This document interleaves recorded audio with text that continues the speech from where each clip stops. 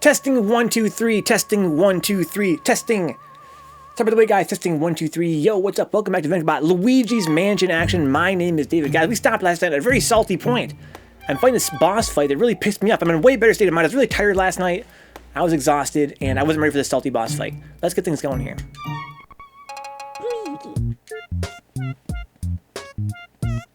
Oh my.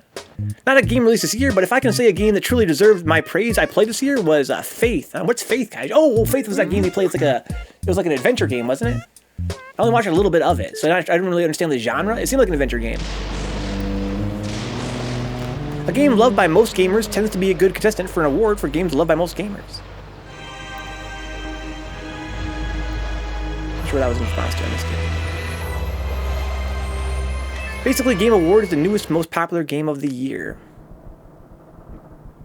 A game loved by most gamers tends to be a good contestant for an award for games loved by most gamers. And my unfinished game should have won? That would have been sick. I would have showed up for that. They'd been like, and for best unfinished game of the year. That was worked on for about a year and didn't get nowhere. Nameless Game by Vencabot in his stream.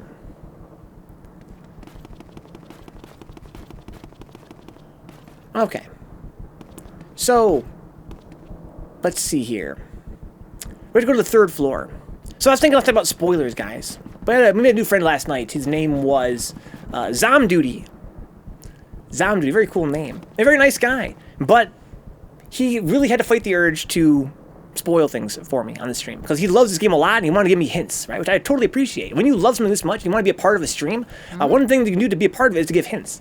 Which makes sense in a lot of respects, but for me being a first-time player, I really wanted to experience it kind of fresh, and that's like a paradox. I'm a streamer, right?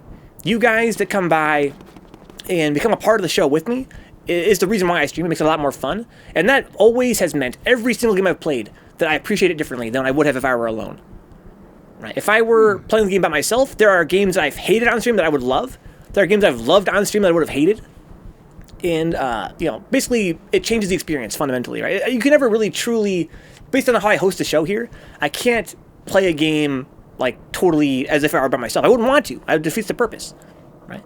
But there are things I'd prefer not to impact my gameplay if I can. I feel like when I get spoilers, it affects how I host the show, because it affects how I play the game, right? And part of the idea I have for this show here is that, you know, I want to sort of bring you guys into the experience of playing the game for the first time. If you guys, even if it's not your first time, maybe kind of help you get back to that point, right? Where it kind of was your first time again. But anyway, the thing is, I've never minded spoilers, right? Because the way that I approach media, like in movies or in games or whatever, I don't know what it is about me, but I have this little switch I can flip in my head that I can just put it out of my mind, right? I can very easily put myself in a state of mind where whatever I just heard isn't really a spoiler. I can play it as though it were my first time. I can kind of see, even if I'm not experiencing it genuinely as though it were my first time experiencing it, I can sort of get into that mind state. Right? If it were my first time. Right? So it's fine.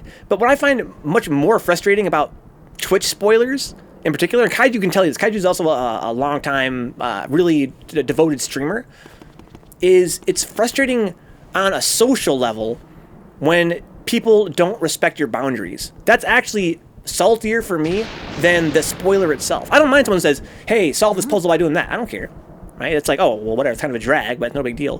But what I find more annoying is when I say, it's a blind playthrough, no spoilers, please, and people can't help it. They can't help it. That drives me nuts. I think the best game I've seen you play with us interacting was Ghostbusters, for me, but I'm new. It's a pleasure. It's been a pleasure having you, Rograve. It's been awesome to have on the show. And Ghostbusters was sick.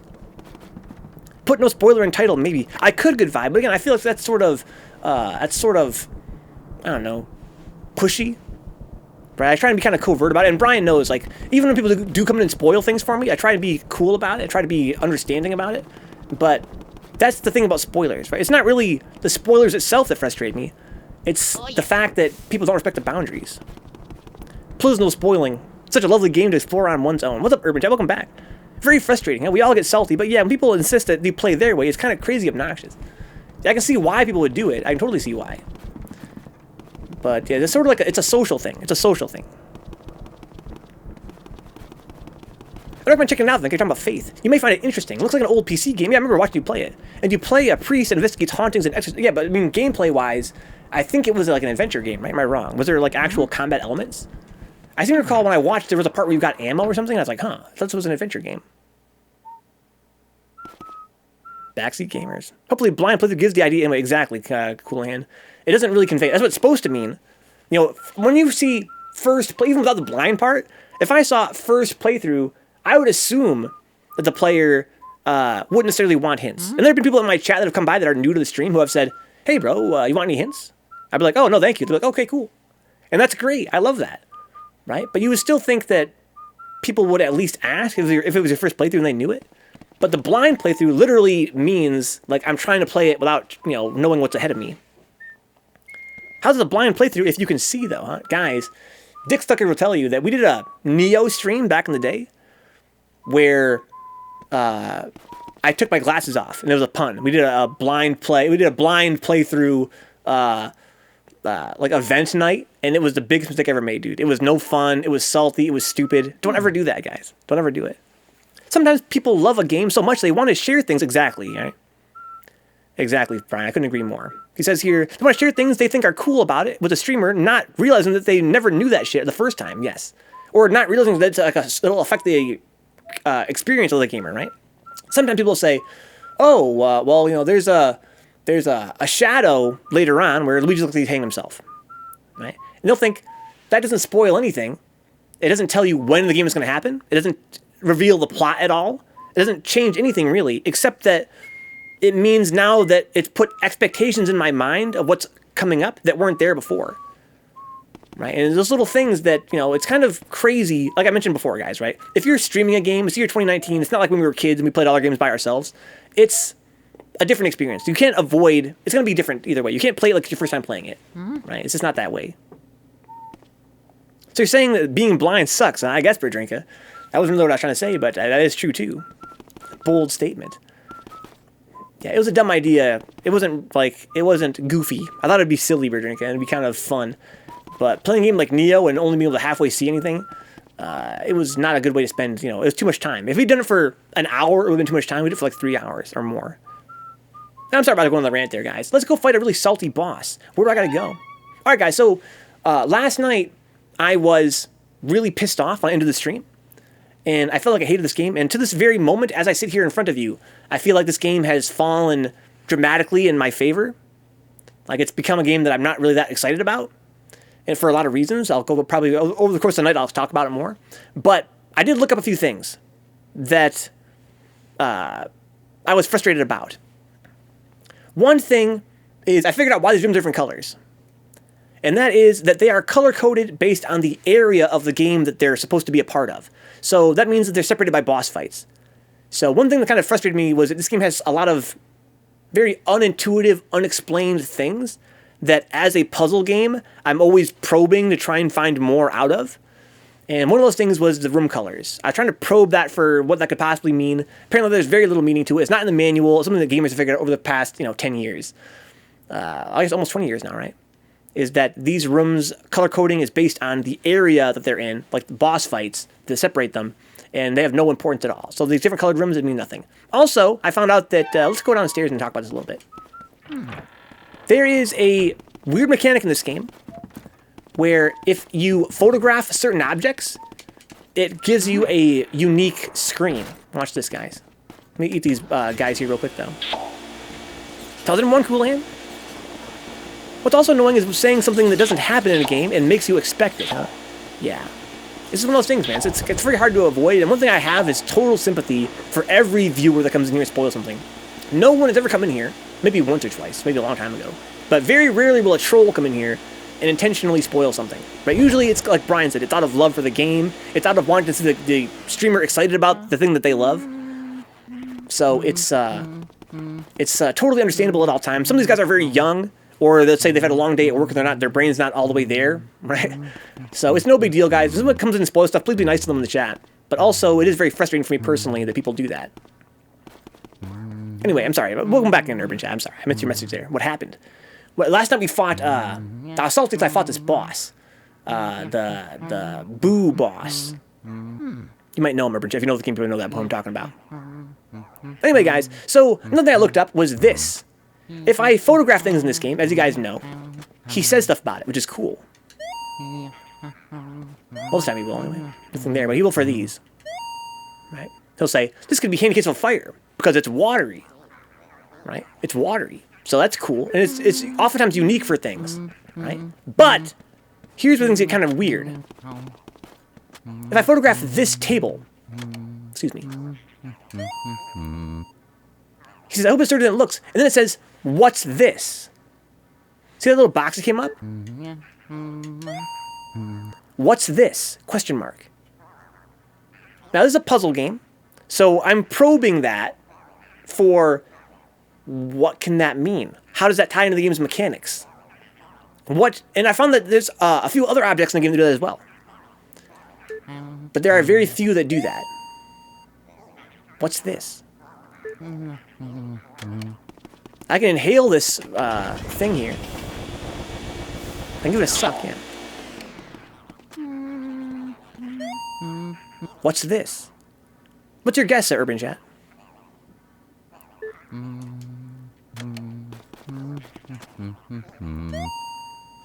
What's this? I found that 1 out of every 100 items I scan will say that. It's very rare. I hear that there's one on the chair upstairs, and the one I found I think was a pool table that said, what's this on it? So I thought, what could that mean? Is that a hint on how to advance in the game? Is that a hint to find a secret? What does it mean? I looked it up, and apparently, across the web, this question has been raised over the years on a bunch of Luigi's Mansion fan sites and Nintendo fan sites, and no one has ever figured out what it means. And it has been extensively researched. No one can figure it out. It might be something left over from the beta, people theorize. Maybe it had a meaning at one point, but not anymore. But it's frustrating, right? A lot of this game's things are kind of like that, I find.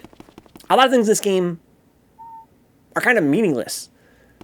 Like, they kind of lead you in thinking the wrong way. Yo, real secrets. He says, it's that deep. It's that deep. It's just, I've kind of felt like, you know, what is it? I'm trying to figure out what it means. So here's the problem I had last night. Let's talk about why I was salty last night. So I spent half an hour last night trying to figure out how to advance in the game. If you guys were here, you guys know. It was a launch title, maybe a bit rushed. It's a bit short, too. I spent about half an hour today wandering around, trying to figure out what to do in this game. Oh, let's see here. Where am I in the game? Where did I save last? Okay, I have the key for that door. Okay, so out of save. I caught a boo here.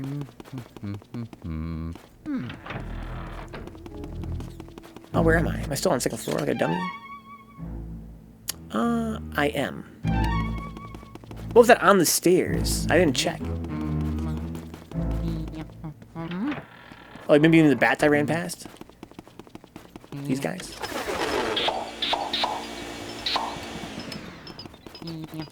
I was stumped, guys, on how to advance. And as I fumed last night when I ended the stream, I fucking slammed my controller down, not really. But I was salty, right? And I was fuming. And here's what I'm thinking about. What about this game I don't really care for? What I find frustrating about it, what I find to be not that well designed about it. From my, of course, it's opinion, right? Everybody loves different kind of games. And I think that I can, you know, I can describe it in one situation, which is this room. So, I was stuck in a part of the game where this room was the only room I had access to. I had no keys at the time. Right? I had no keys at the time. I could access this room, the safari room, and I could also access the basement, which was another dead end, as I showed you guys, the dead end down there. And I heard a hint about Bowser being locked in this room, that big dark room in the middle there, in the middle right. So every other room I'd explored already was completed, but I had 3 dead ends. I had the safari room, where I'm in right now, and I had the basement, which has that weird table that says, what's this? And a switch that I cannot hit for some reason. I don't interact with. If I take a photo of the switch, there's no text that shows up. I can't flip the switch. Why would there be a switch in a video game that I can't interact with? But whatever. I figured maybe I'll figure it out later on. Probably will. And then there's this locked door where Bowser is being held. I'm going to go show you guys what I'm talking about. Right? I assume that's where he's being held. I heard a rumor that Bowser is in the mansion. I heard it from an NPC in the game, I mean. Someone told me that Bowser is here. And there is this door here, which is unique. And behind this door, I mean, in front of the door, as you can see, is like locked. Get these bats. So the door is like locked, and I can hear something inside. But once again, no hints where I actually need a hint, right? Like, to tell me either to advance, like I can't go through there yet, or maybe I need a hammer. Okay, well, I gotta find a hammer, right? Or maybe I'll come back here later, something like that. But no hint. So I tried to like bait these explosive guys. There's exploding ghosts that spawn here. I tried to bait them over here and try to blow up the door. No such luck. I tried a lot of things to open the door. Nothing worked. So I was in a situation where I had 3 dead ends, and I couldn't figure out what to do in any of them. What's up, Bashful? This is the first playthrough, right? This is the first game. Yeah, we're playing on Dolphin. It's actually looking better than it would have looked on an actual CRT TV. It's got graphical enhancements on the emulator. Welcome aboard, man.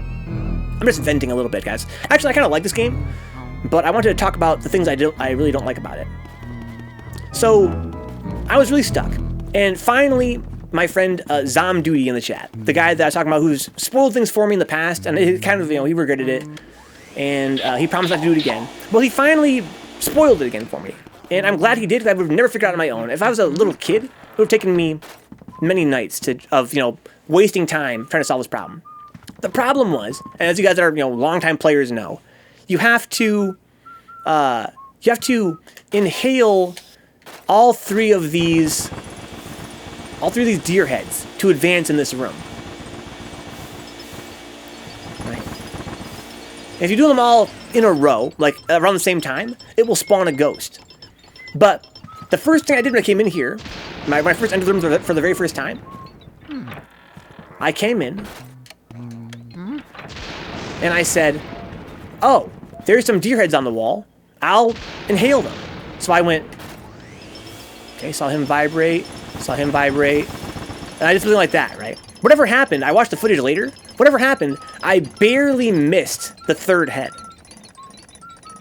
right? So I made the first 2 shake, and then I inhaled these boxes a little bit, and, I assumed that wasn't what I was supposed to do. Because so often in this game, there are unique objects in the environment that have nothing, you don't really interact with them at all. They're not actually important at all. They might have treasure in them, or they might have a heart in them, but they're not like that crucial. And so it made me realize last night that a problem I have with this game is that so many of the puzzles are just knock on everything in the room until something happens. There is no hint. There is no logic to it. It's a lot like a classic adventure game, right? Like on DOS, where people complain there's like no logic. You just click on every pixel. Did you look in the manual in case there is a movie? Yeah, exactly. I did a good vibe. I'm the stream manager. Look in the manual. It's a terrible manual, by the way, guys. It's a pretty bad manual. That reminds me, I'm going to try and switch my controls game tonight to sidestep. To be fair, these games were designed with streams in mind, so if you spend a ton of time talking about them, then suck the last one, you'll miss the puzzle. If you spend a lot of time talking about them, then suck the last one, you'll miss the puzzle. Oh, I see what you mean, yeah, I see what you mean. But I just mean, there is no real logic to make all the deer heads nod at the same time. I had no hint that's what it required, except that the deer heads were unique in this room. My uncle made an animatronic deer head out of some of his trophy heads just to mess with kids who came over for Christmas, huh? Wow, what a maniac, Bashful. I mean, that man must have a lot of talents, right? To rig up a deer head to move. That requires quite a cool amount of engineering. Lego Batman was like that. You'd think it'd be super easy and make sense, but some of the things they expect you to do, figure out is nuts. The logic is your vacuum is the main tool, so the answer is, yeah, of course, yeah. But I had 3 rooms to explore, and all of them seemed to have things that were suspicious, but had no interactions. The game has trained me to not expect for things that seem like they should work, to work. And the fact that I had already tried it once, like, again, if I were a child doing this, I would have eventually gotten it, I think. But I would have had to have gotten so bored and have played for so many hours in those same 3 rooms that eventually I was like, let's just do everything I've already done, but again. Right? So I don't know, I feel like this game has kind of let me down in some respects. When I first saw the game, when I first saw this, I really was hoping it'd be less linear, huh? It'd be less linear. But it is very linear. Game design at the time wasn't refined like it is today, but then on the flip side, people complain today that games hold your hand too much. True. But I think that, again, I think that they should have thought harder about making the rule, if it's a puzzle game, I think the rules should be more overt. I think this game has a problem with the fact that it doesn't have a set of rules to work within. Like you said, it makes sense that I have a suck and I have a knock. That's pretty simple. I have a photo. So I know that every puzzle is solved by either sucking, knocking, or taking a photo. But the game has all kinds of weird rules about what order to do things in, when to do them. It just seems very... Of course, I think the developers themselves would not have denied it's trial and error based. It is trial and error based. But it would be cool. I think it would make a lot more sense for them to have somehow signaled, what to expect in a room like this. It's not exceptional design. I was more pointing out the idea that these days they would highlight all 3. Oh, yeah, I totally right, Cool Hand. And again, I thought about that last night too, right? I thought about last night, what would I have done to solve this problem? And what are your options to solve this, right? And a lot of them would have gone way overboard, right? And that's totally subjective as well. Like, what is too overboard for which player, right? But I think that the only way to solve this game's problems in that respect would have been to re-examine the core design and, again, establish a set of rules very early on about what to expect from these sorts of puzzles. That would have made it way easier to solve. Right? But I will. Let's see here. Make the eyes glow briefly, huh? I'm sorry, I missed something in the chat. Yeah, Bashful. The way to solve this puzzle for this room was to suck all 3 of these deer heads at approximately the same time. Yeah.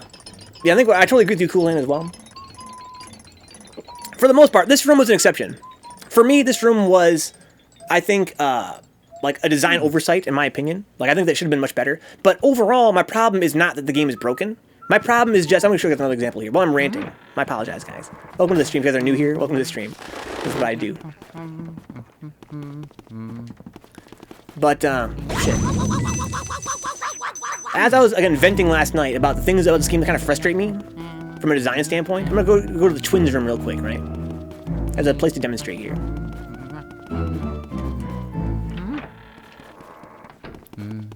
This is downstairs, right?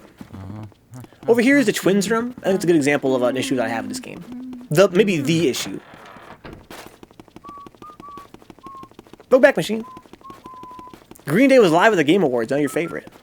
Never cared for Five Nights at Freddy's. Animatronics just remind me of my childhood. How is that, Kaiju? What do you mean your childhood?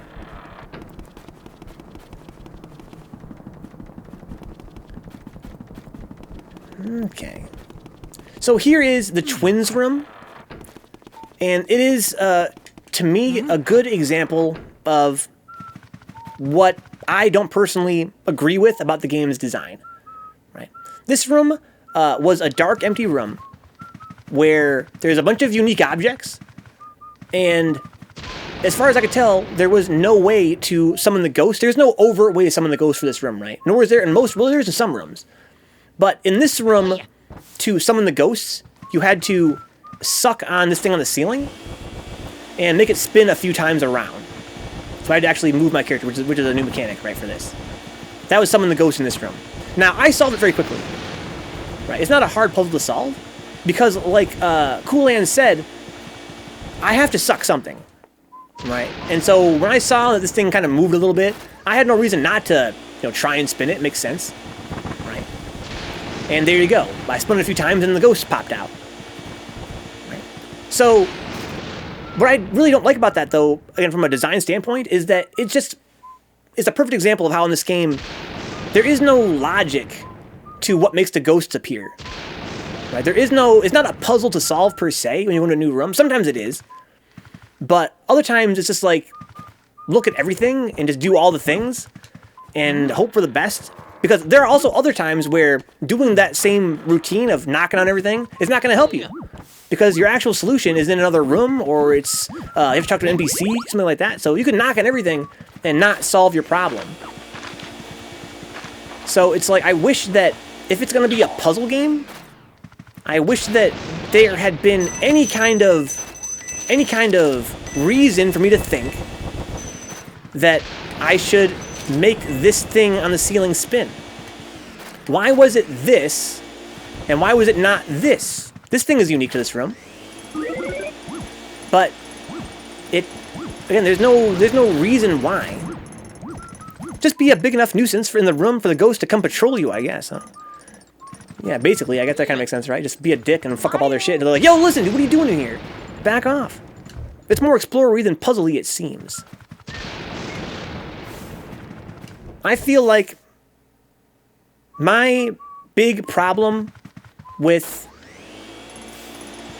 this game overall is that I feel like between the linearity, which broke my heart, I really was kind of hoping, looking at the map, that I would be able to explore more at my own pace. Like, I'd be able to kind of explore this creepy mansion and go into these rooms and catch ghosts. But it really ends up being that, with no exaggeration at all, you only ever have one key at a time, and that key goes to only one door. And the map shows you where that door is. So you do a room, you get a key. You take that key, go to the door that it opens, go into that room, get another key, and keep doing it, right? It's a very, kind of, I feel like an unusual design choice for a game laid out like this. Like, you would think that if you have all these doors and these keys, that I wouldn't do a room down here and get a key, only to find out that the key unlocks some random door on the 3rd floor, which then gives me a key that unlocks some random door on the 2nd floor. It just, it's very linear. It's not a terrible thing. But between that and the fact that the actual puzzles in the game are mostly trial and error and don't involve that much thought, I feel like this game is kind of whack. If there was a special edition Game Boy Color labeled with horror instead, I wish I had it, huh? Could probably get it modded. Welcome aboard, Steve. Going pretty good, Steve. I'm just venting, basically. This game has really cool graphics, really cool atmosphere, and I am enjoying it, to be honest. But I feel like from a design perspective, it's pretty fucking boring. I wish that it had more going on in the design. Like, it was more intelligent, it was more challenging, it was more interesting as a game. It just seems like a walking sim. You just kind of walk around and you go to the door you have the key for and go into that room and you poke everything and then something happens and... I don't know, it seems kind of, it's kind of a drag. I kind of wanted more from this game. When I first saw it, I expected more. Like, the idea of a big creepy mansion full of ghosts to catch that you have to solve puzzles to catch them is a cool idea. But this game kind of fails in execution for me personally. Launch title, this was a comfy time, probably. Especially if you're a younger kid, I think. Like, maybe this game, maybe it's too old for this game.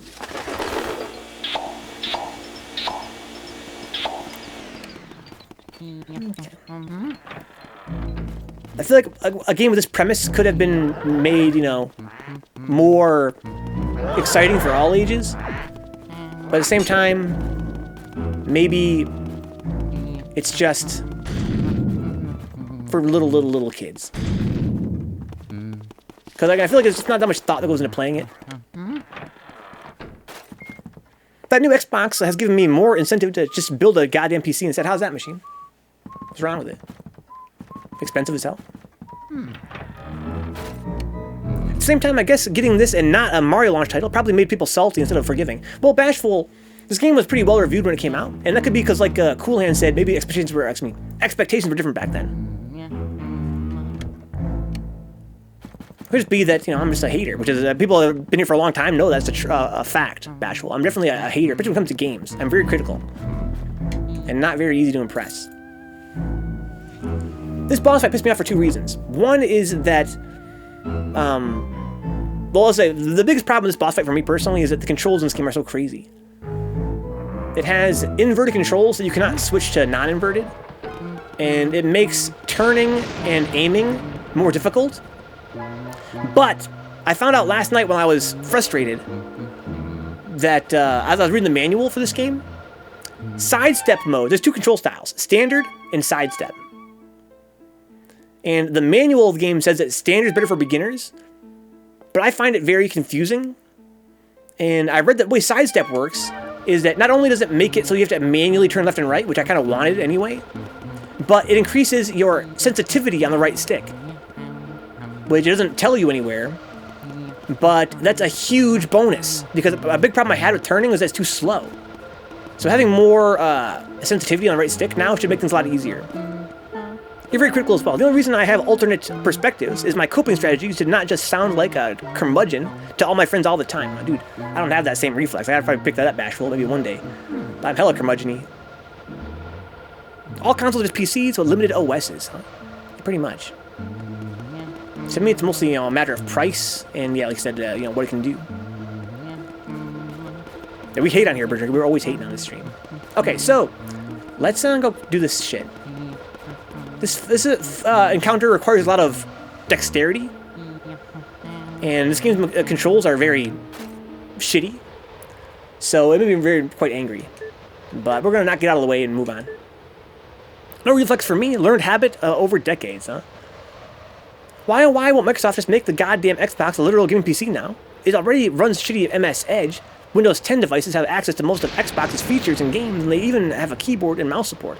Well, like Coolman said, by limiting the OS, it's big savings for the publisher, for the manufacturer. Not savings like directly, but savings insofar as they can make their money back more easily. Because if they have it just be a PC, it becomes too easy to pirate things for one thing, but also because it's so much more. It's not as much of a walled garden, I guess. You know what I mean? It's like people can release whatever they want on it for any price. So by having it be a game console, the actual manufacturer exercises some control over what games get released for it. I think that's the main idea. Okay. Sorry for ranting there, guys. That's what I'm talking tonight. Let's do a stupid boss fight. They're just making it easy for everybody to play however they want. Huh? I think Games Pass is a very interesting idea. It's very... I think that there's not enough credit being given to how revolutionary it is an idea. Even though it seems derivative, I think it's actually not as derivative as it seems. With the Game Pass, I mean. The big thing about Game Pass I find interesting is that you had access to first-party titles when they launch for free. That makes it way different from something like PS Now, or PS Plus, I mean.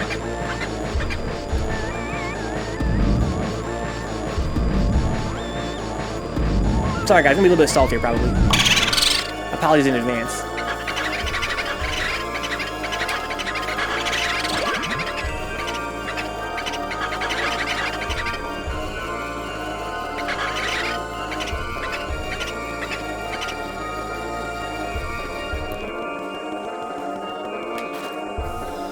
This increased sensitivity on the right stick is already coming in handy.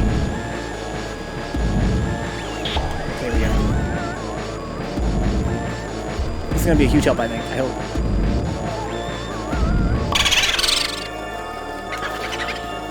There's a bug where when I use my ice, it doesn't actually inhale. It doesn't actually shoot ice out. Right there. Why is it not shooting ice out? See how long it took? What is with that? That pisses me off so much. Right there. Why is it not shooting anything out?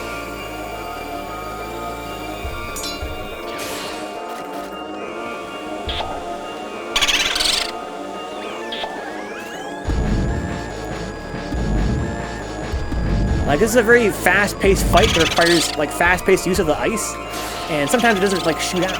Like, a lot of the time it doesn't shoot out. I don't totally fucking get it. Where's my ice?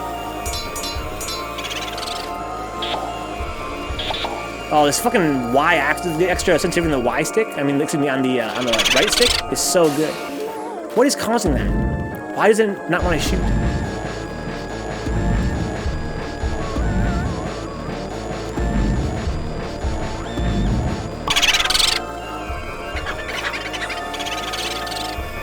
Thank you, who was that in the chat that said that? Urban Chat? Thank you. That might be what it is. No, maybe not. Oh, I see. Oh. Ouch. The MF's only shooting a shot first.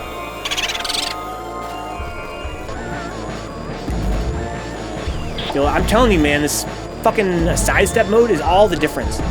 I can actually aim my vacuum the way I want to aim now. It's still inverted, which sucks, but it's so much faster to turn. I gotta figure out how to... I think I need to basically not face them, and then I need to basically, like, sidestep. But see, it's kind of frustrating to me, like, he won't... Yeah, how come it doesn't shoot out ice?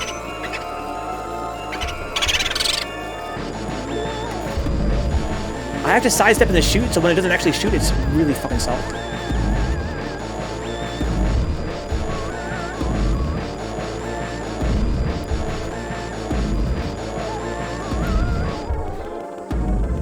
Apparently this is like a meme fight. People that love this game and love this, are huge fans of this franchise, know this fight as being like one of the most annoying fights in the game. And people especially say that the last boot, which is the one that finally killed me in the end, is really frustrating to fight.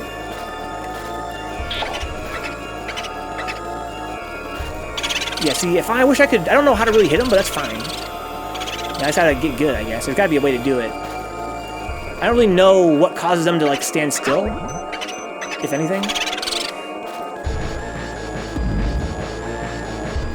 This is the most annoying fight, yeah.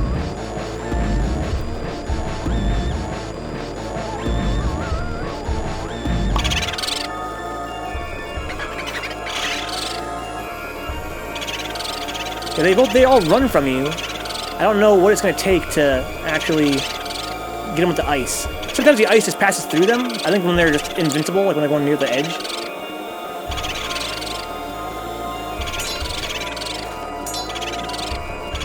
What? I think one of them got frozen there somehow. I didn't actually inhale him. What? Okay.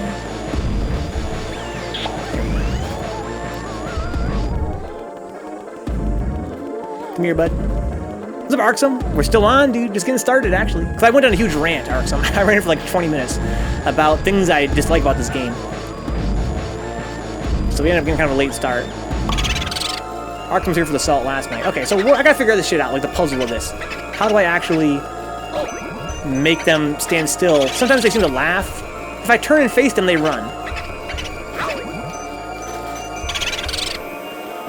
Here's another pet peeve I have with this game, guys. I hate that it's very hard to tell what side of you they're on, if they're in front or behind you, because of the way the game's like a 2D perspective. Like when the screen kind of lines up, you know, on your side, which is very common, kind of like in most hallways. And because the enemies are all translucent, it's very hard to tell if you're in front of them or behind them. So it's, I've always found up facing the wrong direction. Very good idea. I have to shoot first, Kaiju. Something I kind of find frustrating about this game. There you go. It's a good idea. That's what I gotta do. Is that although you turn...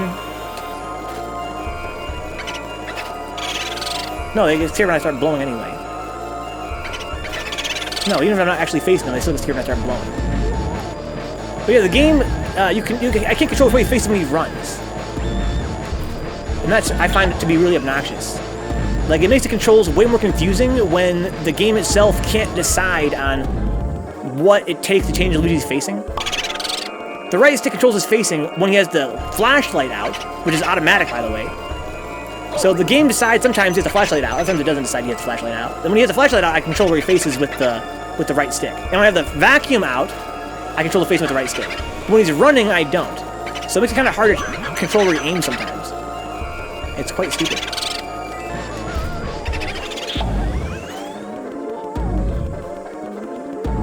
Okay.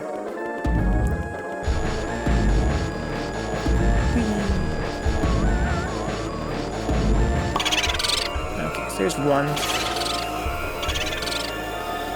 This run when I start blasting. There's no ice.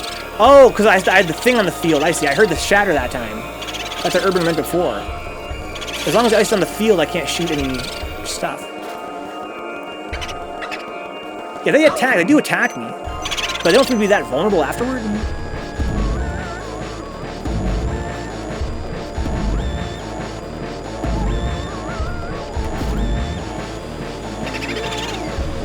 Oh, look at that. I grabbed a hold of him. I could even do that. I wish I could do that for these guys. Maybe I can.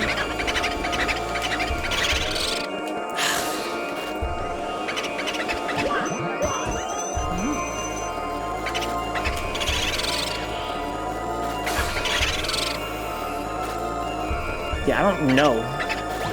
It's like I hit them when they're doing that, it seems like. Yeah, not yet, Urban Chat. If I die, though, which is, right now seems like a likelihood, I'll definitely take some advice.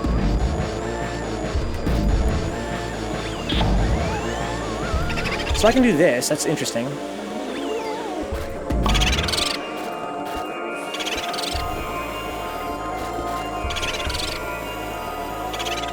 What am I not exploring? Well, if you watched the footage last night, what would happen a lot was I would sidestep somehow and I would shoot them on the way past, but I'm not sure, like Kaiju said, I'm not sure how I did that though. So they do attack you, and they seem like they should be, like, in recovery after that, but it doesn't seem to work that way.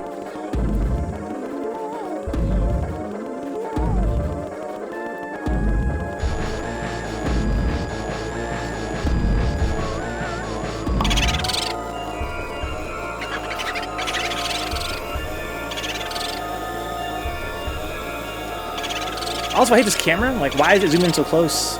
I can't see where they're at.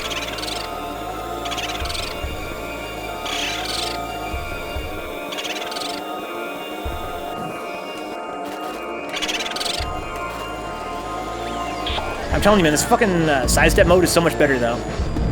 Like, it's so much faster to turn where he faces.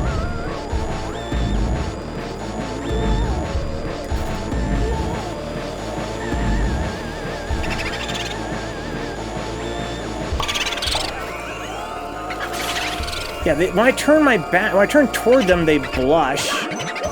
Or they do that thing with their booze, after all. Or is it when I'm... I don't know what caused them to do that. I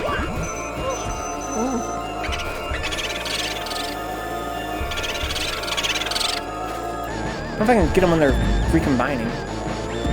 Can you vacuum and then freeze? I can't vacuum the small ones. They don't seem to have any reaction to it at all. I wish they did. Like I said, is that what makes them do that blushing thing? Does that cover their face? No, I can't do that anyway.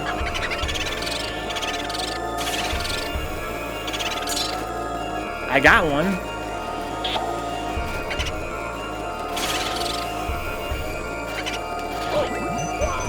I have to bait him and then turn, I guess.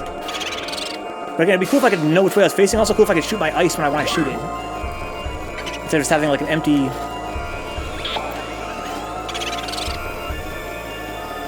So this is the last ghost, guys. This is where I died last night.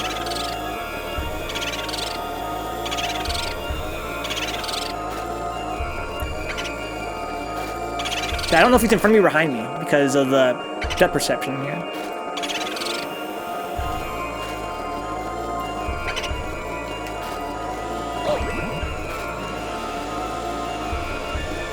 Yeah, I have no clue if he's in front of me or behind me. It's extremely fucking salty.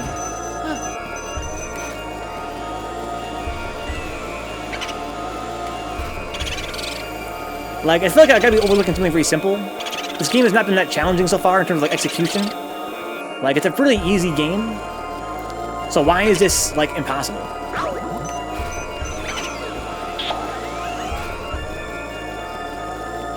Yeah, this is apparently well known to be the most annoying fight in the game. But holy shit, it's so fucking annoying. Like, what did it want from me? How come he didn't freeze right there? He has iframes, right? That's why. When he's doing that thing where he runs off stage, he has iframes.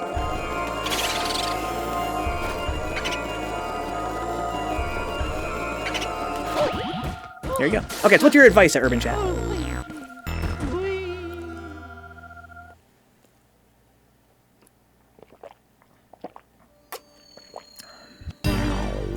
Yeah, the reason I can't do that, though, is because I can't,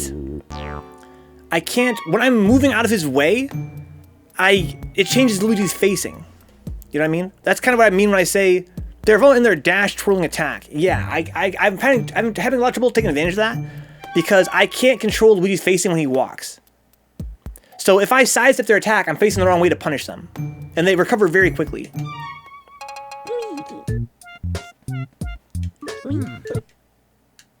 But When I say this game's controls frustrate me because I can't always control where he's facing, that's what I mean. If I'm not vacuuming or using my flashlight or my ice, I cannot control which way Luigi faces. Can you vacuum out already when you dodge their attack? Maybe. Like that. Because I can't, if I'm using my ice already, I established that they run away. Even if I'm not facing them, they still run away. Start blowing ice and backpedal, huh? Maybe like this, huh? Maybe like face away and then like that. Face away so they want to attack me, and then face this way by turning my stick, and then do this.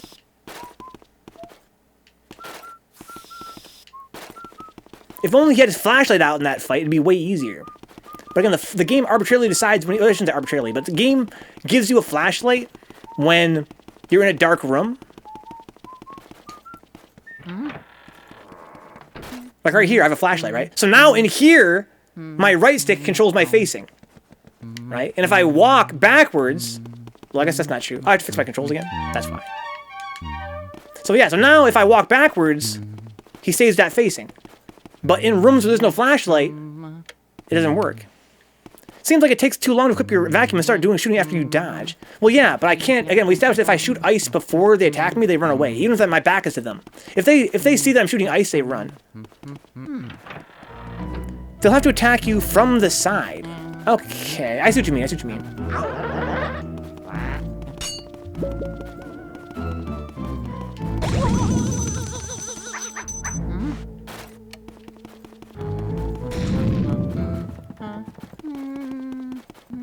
Yeah, I rewatched the footage last night, and as I was rewatching it, there was times where that worked for me. But I couldn't figure out how to replicate it here. Like, there were times where I could sidestep and ice them, and I was like, how did I do that? How come it doesn't work for me all the time? That's probably why, Urban. Probably because I was facing kind of sideways those times.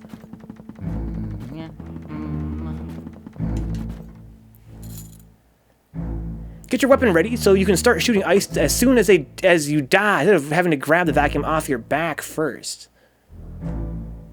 Yeah, you mean as soon as they charge me, pull it out. But what happens a lot of times is I'll get the ice out, and he won't shoot it. Right? He just kind of points it, and nothing comes out. I think because, like Urban said, I guess I must have launched an ice shot. The way the ice shot works is that the button used to use your ice is a shoulder button here. Right? And the harder you push this shoulder button in, the further the ice goes, like the further your puff goes, basically. And if you press the button all the way down, so it clicks, there, it causes the ice shot to come out. So it's very hard to not shoot the ice after dodging, because I'm trying to get the ice to come out full power.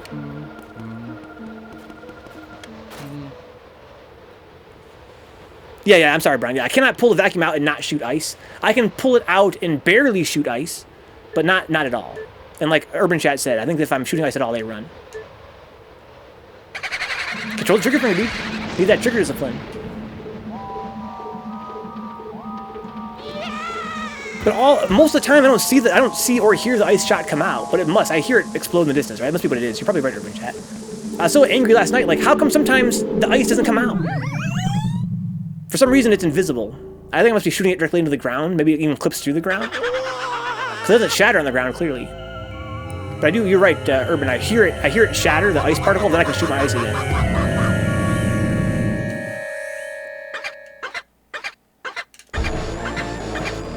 I should actually heal myself before coming here now.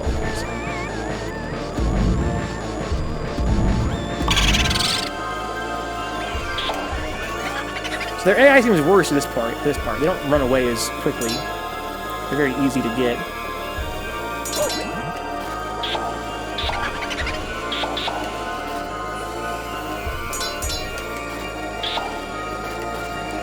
There's the duder.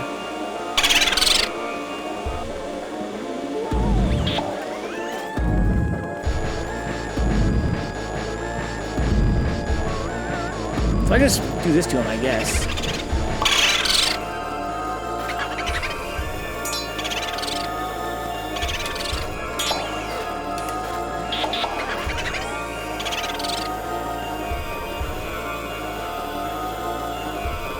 so hard to tell where they're at sometimes. In the heat of the moment, as they say. It was the heat of the moment. Like, good vibes. I can use the shadows, but you have to react pretty fast. It's kind of hard. That's pretty much my only hope. And it's not, it doesn't always work on... Basically, it's been a problem with the whole game. And usually there is no shadow to help you. Here there is, though. But it's still fucking annoying, even with that. I kind of find it hard to tell where they're at quickly. Boop, boop, boop, boop, boop. Okay. Recombobulate. Let me get this guy. So if I inhale you...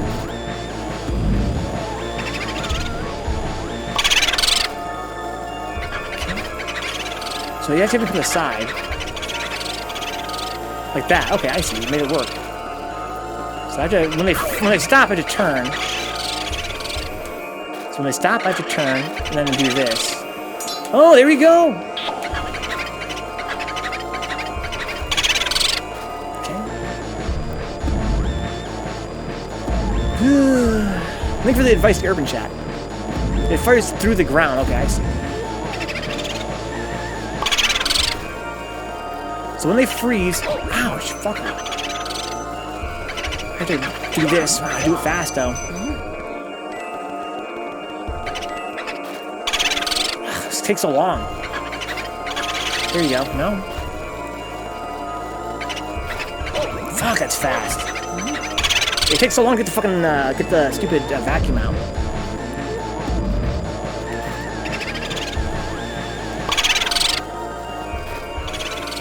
It seems like it makes more sense. Like a lot of things in this game, I find, it makes more sense to just go ham. Just go ham and, you know, until it's the last one at least. I solved too many puzzles in this game on accident. I only realized the solution after I did them because the game is just so trial and error. And a lot of it makes zero sense.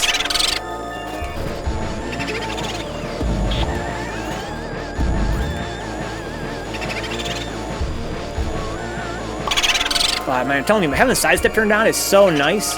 It makes it so much faster to turn the fucking changes direction. I have to aim it at the right height, though. I wish it would stay. I wish it would stay the default height, but it doesn't. It doesn't default. It doesn't keep your last height you use when you put the vacuum away, unless you have the flashlight. If you have the flashlight, it does. It's so fucking nonsensical. So whenever I pull my vacuum out, it defaults to aiming at ground level or aiming, you know, horizontally to the ground. It doesn't remember my last height that I used. But if I have the flashlight, it does remember.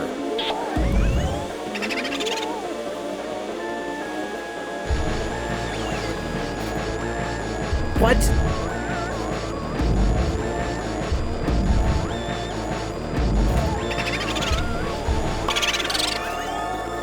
Okay, so I get him on my side.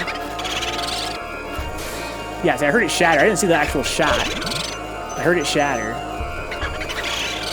Right there. Once again, so you can hear the shatter, but I just pull the thing out and nothing comes out.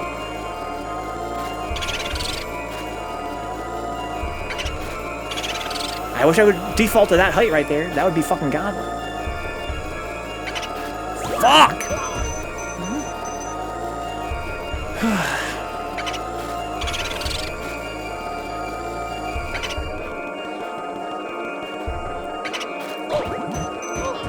Mad cause bad, dude.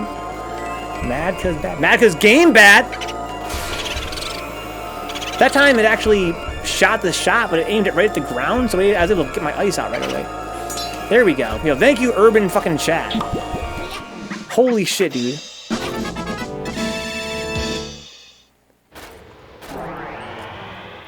Urban Chat the god. Ugh.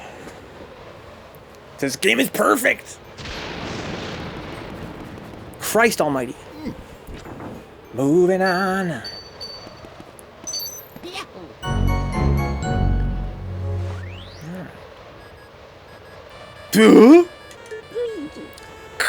Luigi. Yeah, what's up, bro? Luigi, can you hear me? Oh, what a relief. That white mist interrupted your signal. You seem to have done some serious work there. Why don't you come on back down to the lab? We can have dinner while we gaze at those ghost paintings. Tonight I'll make an old family recipe. pickled dandelions with barnacles and a diesel marinade. Sounds tasty. Nintendo has always put a fuckload of processing power into graphics. It's likely at the time they didn't have the experience necessary to add all the gameplay improvements they wanted. Stretching hard was super hard. Yeah. I was gonna be an asshole cool hand and say this game looks ugly as fuck, which it does, but that doesn't mean that they didn't work really hard on the graphics. It just means that at the time it wasn't well understood even by them, right? They might have worked their asses off on it. But I feel like this game, from looking at it graphically, I feel like it was an N64 game that they sort of slapped onto the GameCube. Like, compared to other GameCube games we played on stream, we played a few GameCube games on stream now. This game is by far the worst looking. It's a launch title, but it looks so bad in places that I feel like it was actually not for this console. I think this game's lighting engine, I remember when it first came out in magazines, like, I feel like, you know, when I first saw this game in, like, screenshots, I was, like, blown away. Like, the whole world was blown away by the lighting engine at the time. And it does have some very next-gen type stuff going on in it for the time. But I also kind of wonder, you know, how much energy they really put in this game's graphics. Like, I kind of feel like it was kind of rushed. You should watch videos describing the clever shit they do in some of their games. Good job, Luigi. You made it back in one piece. Looks like you had a vacuum full of ghosts there. What do you say we put them through the old ghost portificationizer?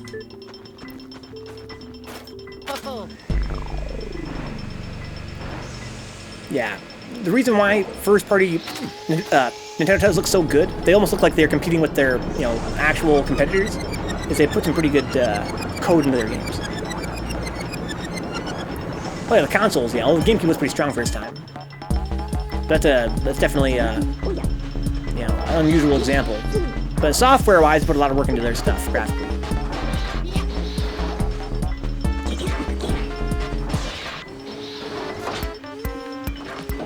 But yeah, I always find it fascinating that when they put out first-party games, they look like they're on consoles that are way stronger. Like, they're actually on, you know, the competing consoles. And that's because they put a lot of, you know, hard work into the software side to make it look real nice. That's what this game, I'm not really sure about this game, for instance. This game, I kind of feel like, from playing it and from looking at it, it might have been a little bit rushed.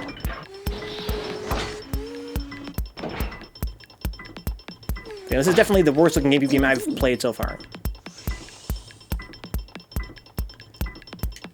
But we managed to turn those ghosts back into paintings. Thanks for your help, Luigi! Yahoo!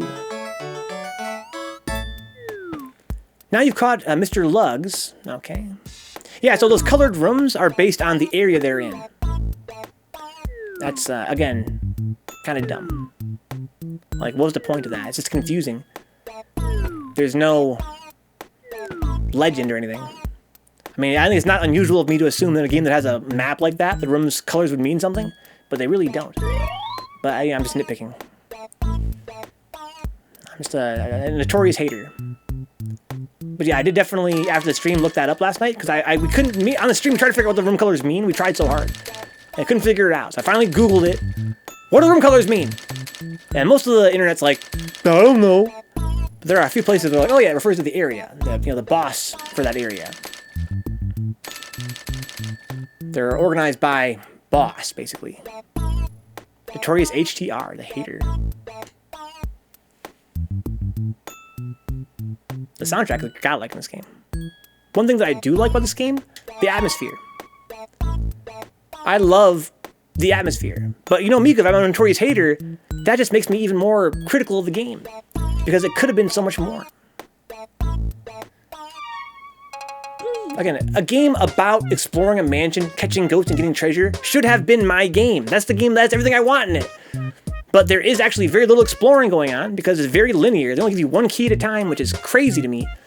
The puzzles are not that puzzle-ish. They're mostly trial and error-ish with a little bit of puzzles here and there. And by the time there actually is a puzzle, you're so used to, you know, trial and erroring your way through that you don't even really, like, it's kind of hard to pick up on it sometimes, the actual puzzle part of it. The controls are kind of rough. I really wanted a game where there'd be a big mansion full of rooms, full of puzzles, catch ghosts, get treasure. Oh, did they really, Brian? I didn't notice that. I think you can blow elements out much faster if you switch from sucking to blowing it swiftly. Blow elements, you mean like a cancel? Sounds like a cancel you're talking about. We should definitely try it. Sounds like fun. We gotta find an element. Are you an element? Oops, wrong one. Probably one over here. You'll feel better tomorrow night after when we were blasting away thugs, droids, and mutant men. Let's do it, dude. Yeah, actually, I feel good. I've actually enjoyed this game overall for the most part. It's just that I really wanted a lot more from it. And the more I play, the more I want from it, because it's so many things that I like about it that I wish were more fleshed out. Okay, so I can do an instant shot. So this one doesn't really count, because this gun, there really is not a whole lot of cooldown anyway. I need ice or something. I can get ice on the second floor.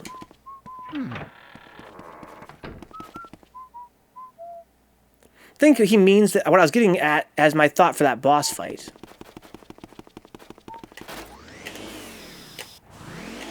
See what you mean.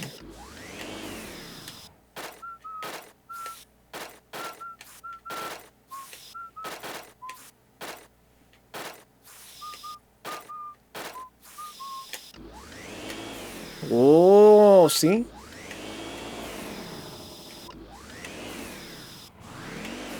That is much faster.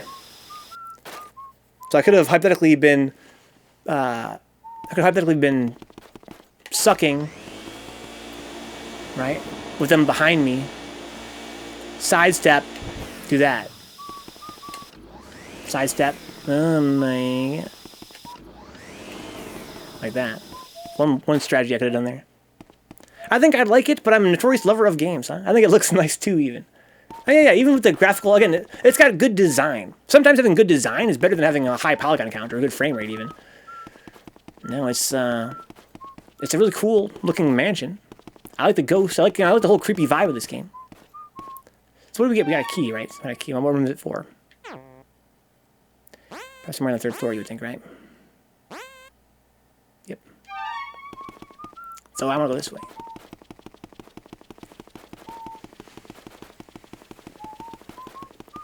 Yeah, I have a lot of nitpicks about this game that all kind of add up to me not super loving it, but I do like it. It's very charming, as you expect from a Nintendo title. It's very charming. It's hard to hate. It's just a cool game. It's a cool idea. I like running around. Look at this adorable little run. It's great. I like that he has a vacuum. I like that he, sucks up ghosts. I like the whole creepy old mansion vibe. It's just that there's so much about this game that I find really fucking frustrating. Not only in terms of the controls, like actual visceral frustration, but like in terms of, from the design standpoint, why did they do this? Why didn't they do that?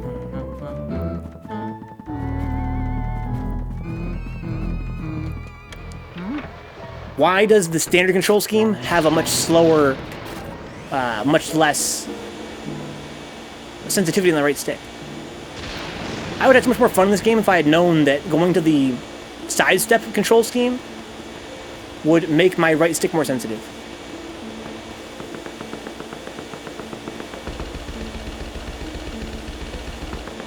How come these ones don't ever...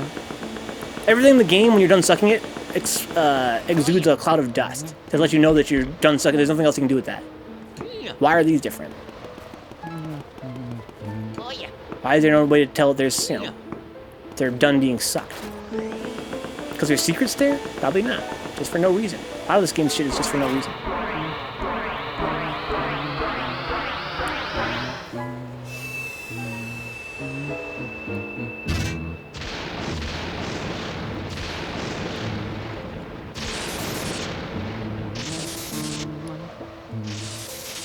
That's weird. Okay. What's going on, dude? Criminy! What a calamity! The electricity is gone out! The lightning strike just now must have caused a blackout. I can't see anything in this blasted darkness. The ghost will have the run of the place in the dark. Be careful, Luigi. Damn, that sucks. Oh, hi there, big guy.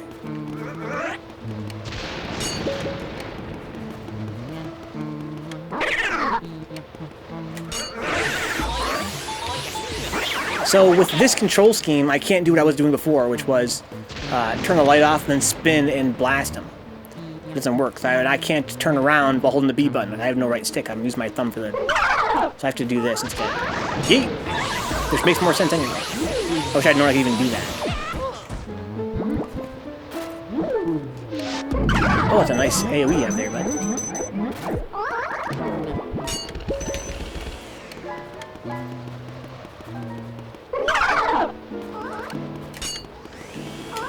Now, why didn't that work? Why did that one work every time it didn't? If you were a plant, what would it take for you to give up your secrets, huh? I don't know. Someone to fondle my stamina? Dude, that spire!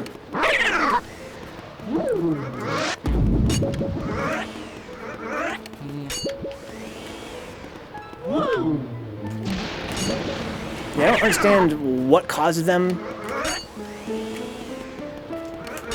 to sometimes get caught, other times not so much. Like so much of this game, it seems very senseless. There's like no rhyme or reason to it. But there might be. This is kind of obscure. Like, how come he just vanished right there?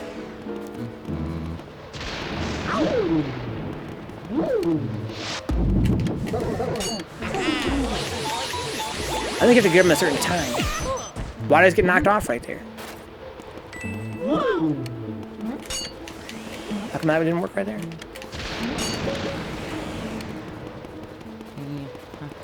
I read the manual hoping it would tell me what's up with the... How come they escape sometimes so easily? But the manual doesn't say about it. Like, how come that one didn't work?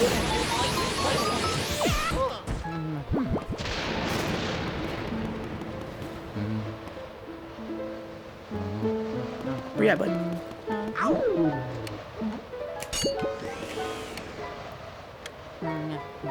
Do. That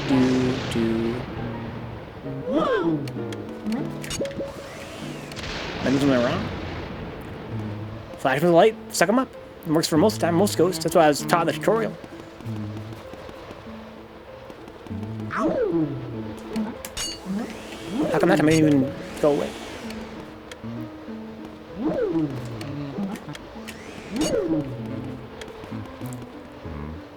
What if I leave the light on for longer? Nope. Just because it vanishes. If I let him attack first, and he goes, whoa, blah, blah, it seems like they're easier to get sometimes. Seem to do that, not under the influence, with God of War Clouds. I'm looking at this guy for 10 minutes. Dude, that game sucked so much, I was just happy to see something I liked. Okay, any more ghosts in here? I think there is. Because usually he stops humming when there's no more ghosts left. There we go. Let's bait him to attack, I guess. Okay, bait his attack. He's pissed off. Okay, I could have got him there if I'd been a little better on my inputs. Like, I wish the game had told me that when an enemy is pissed off, they're like more vulnerable to flashlight. I learned last night from watching a video of the game that if an enemy has a frozen heart, you don't actually have to freeze them to death, which is what I was doing. What? It didn't work that time.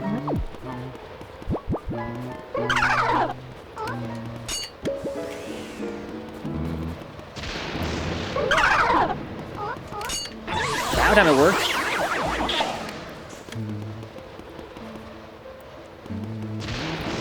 Yeah, the game said if they have frozen hearts, use ice. Or, excuse me, if they have frozen hearts, use fire. So I did. And I would kill enemies that way. And somebody in my chat was like, no, don't keep using fire. Just shoot it once. And I didn't know what they meant at the time. And there were times as well where I would fight an enemy that would teleport like this. They'd vanish and come back. I thought there was more than one enemy because some seemed like they had frozen hearts, other ones didn't. I was like, how come this guy's got a frozen heart, this one doesn't? Well, because apparently, if they have a frozen heart, you shoot them with fire to unfreeze the heart, and then you can just hit them normally. I didn't really understand that until I had to have it explained to me online. I've been killing them. So basically, you can kill them with fire. You actually just blaze them up with fire, and they eventually will die.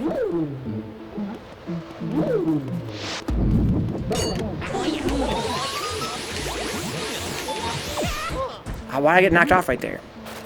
I don't really understand the mechanics of like what causes you to get knocked off when you're sucking them up. I don't really understand anything about this game.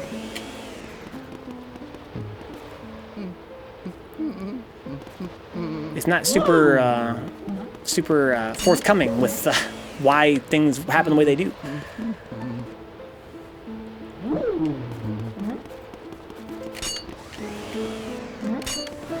What? What?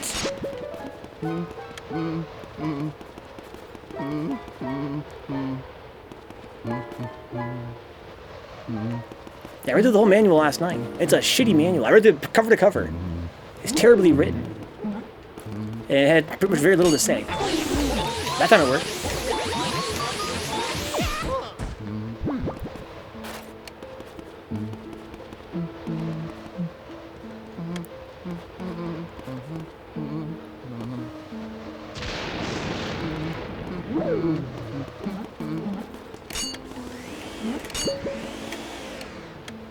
Yeah, I really hate this good vibe. I really, really hate this.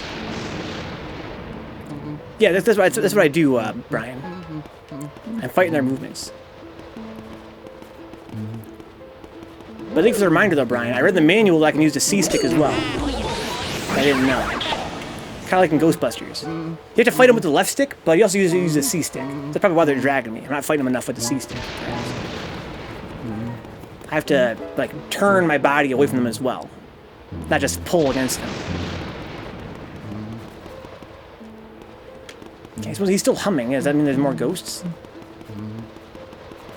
Oh, thank you, Urban. They'll never light up. Well, I just wanted him to stop muttering, or him to stop spawning. Give a little wiggle. Okay, so I can go through this door now.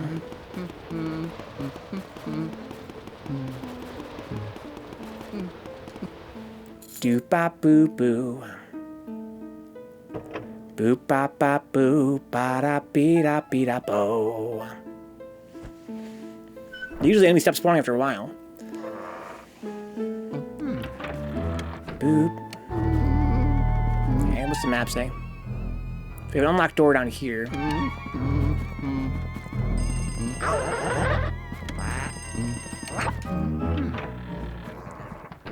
Okay, ring in phone. Hello? Answer the phone, you fucking idiot!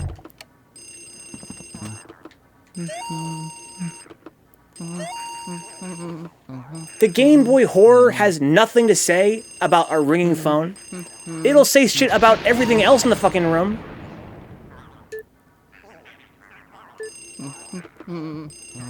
I can interact with everything. I can run on a treadmill, Kenny. But I can't answer a ringing phone. Ring, ring, ring, ring, ring, ring, ring. Banana phone. Ring, ring, ring, ring, ring, ring, ring. Banana phone.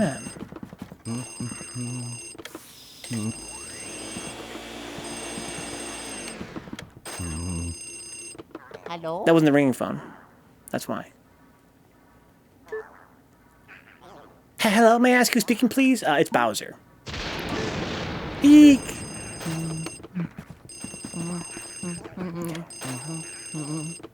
Hello? Luigi? Woo, it's me, Toad. I don't know what I would have done if a ghost had answered. Anyway, we have a terrible problem. The lightning caused a blackout all over the house. What should we do? We're really, really afraid of the dark. Isn't there a way you can turn the lights back on? Huh? No, we don't know how to turn them on. We were hoping you'd know. Oh, me. But, now I think about it, I do remember seeing a large breaker switch somewhere in the basement. Yeah, I guess you're right, dude. All right, let's go down there. He's right. Honestly, Toad's right. Excuse me, sir. Oh, wow, actually rolled a really long way. That's hilarious. Hey, guys. See ya. If you close your eyes, you won't be able to tell that it's dark. That's true. That was a really long way. I didn't know that. I never once fought those guys like in a linear hallway like that. Mario! Oh, Mario! Excuse me, guys.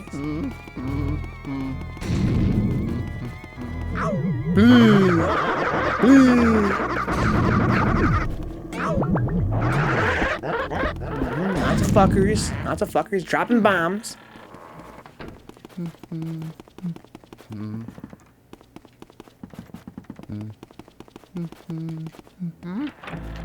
The power's out. I should have actually healed myself in the safari room, but whatever. Excuse me, guys.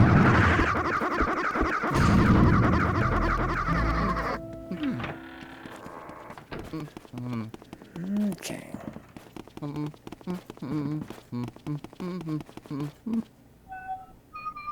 Oh, this is locked now. Well, I wish I'd known that. So we gotta find the key anyway. Let's walk all the way back. A door that was locked had never been locked before, but because it's the first time for everything.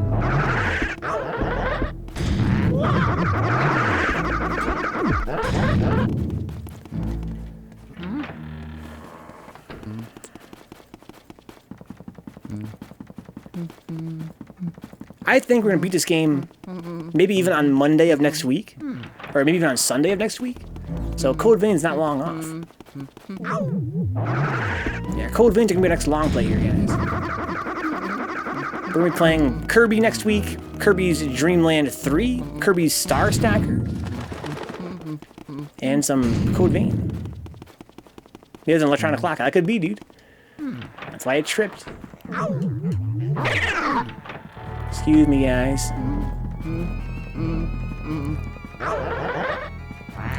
Leave me alone, dude. Mario! Oh, Mario. I hate when ghosts scare you to freeze you in place so their friends can hit you.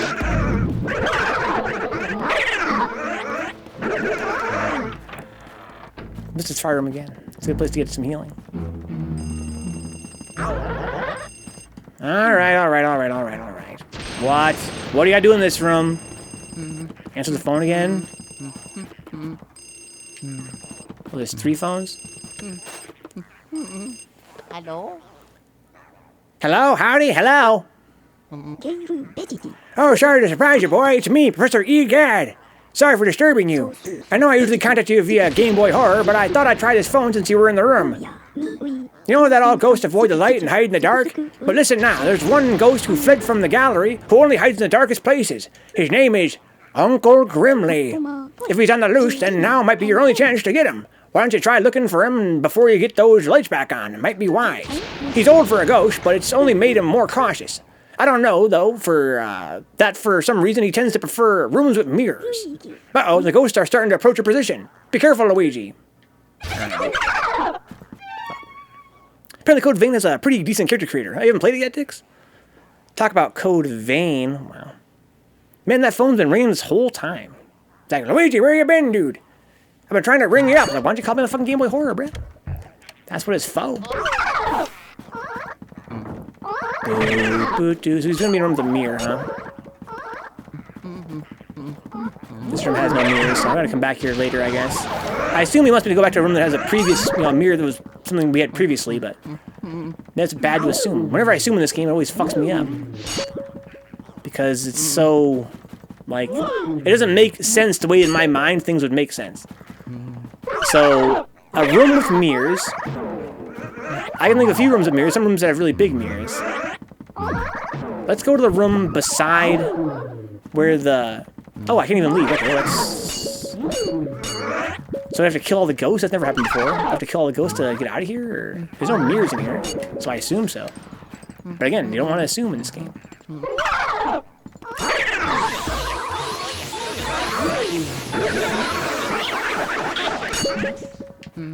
Okay.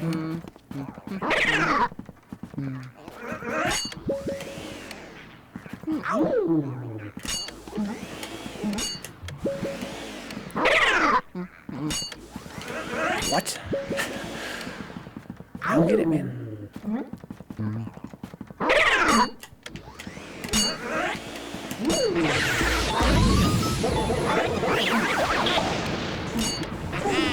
I don't know.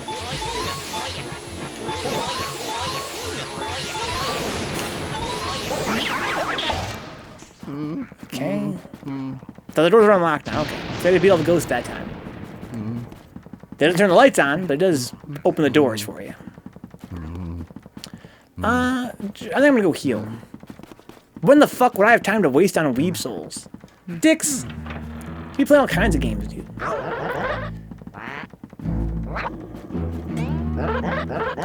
You'll be playing MapleStory next week. Where are you gonna find time for that? Maybe you won't be playing MapleStory. Maybe you'll be busy that night. I would definitely forgive you. You don't want to spend fucking all night playing MapleStory again. Guys, next week on Friday, we're gonna do an event called Mareem. May Souls rule everything around me. We're gonna be playing hella MapleStory. Did I assume it was a given, dicks? That's your game.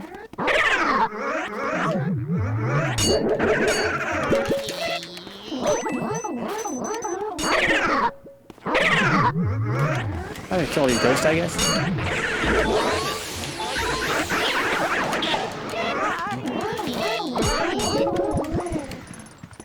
I want the healing in here, but they're not gonna let me do it.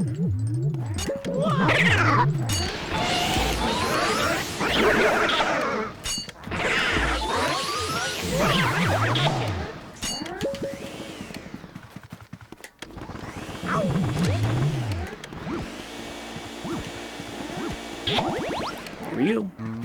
Let's go back. Yeah, we're playing MapleStory, guys, all next Friday, like for 6 hours. If you guys like MapleStory, come by.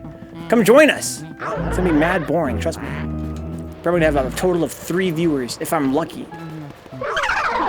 But a man's gotta do what man's gotta do, man. Sometimes there are more important things than how many viewers you get. Sometimes you gotta play a very important game. A socially important game. Like MapleStory.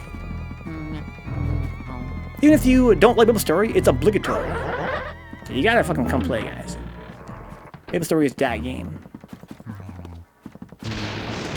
I read, so basically, I was telling you guys last night, I was reading about people theorizing what the what's this means, and no one's been able to figure it out. But it strikes me, you know what this has in common with that table downstairs? It has that little humpity hump, dude. And just like that one downstairs, if I inhale this, the hump goes away. There's nothing there. That's weird. Think of, is that where a boo is hiding? Is there a boo hiding there, but they only come out in the light? Are we the first guys on the internet to figure that out? Maybe it only happens in dark rooms where a boo is hiding.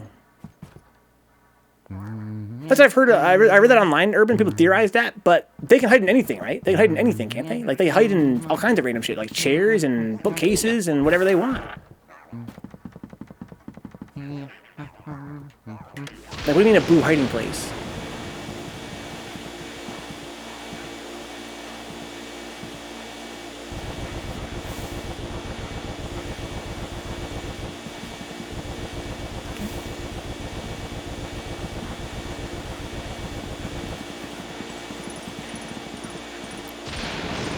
They can only hide in a few sections, like props every room. Are you sure about that, Urban? I don't know, dude. I've been playing this game. I mean, you feel like you're probably an expert, right? But are you saying that I'm wrong? That when I've caught boos in the past, they seem to just inhabit anything? Like, they seem to just jump into, like, bookcases and chairs. So, I guess what you're saying is that the things that they populate are not necessarily...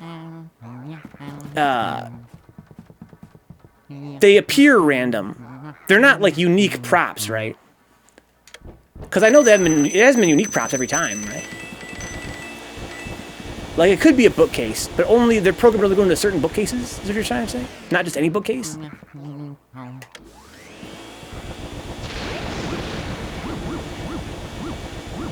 Like, I know there's one, like, in the chair, in the music room.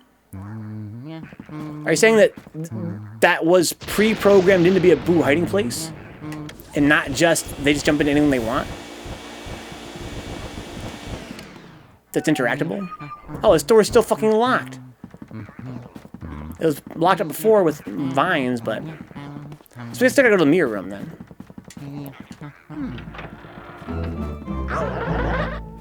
Is there gonna be probably no indication on my map where I gotta go, right? Let's see here. Any unlocked doors? In every room, any 2 to 3-ish objects are valid hiding spots. They can't take any object in a room, only ones of those available. Okay. So one of them is if I scan those objects. I start doing that from now on then, right? As an experiment. To see if it always says, what's this?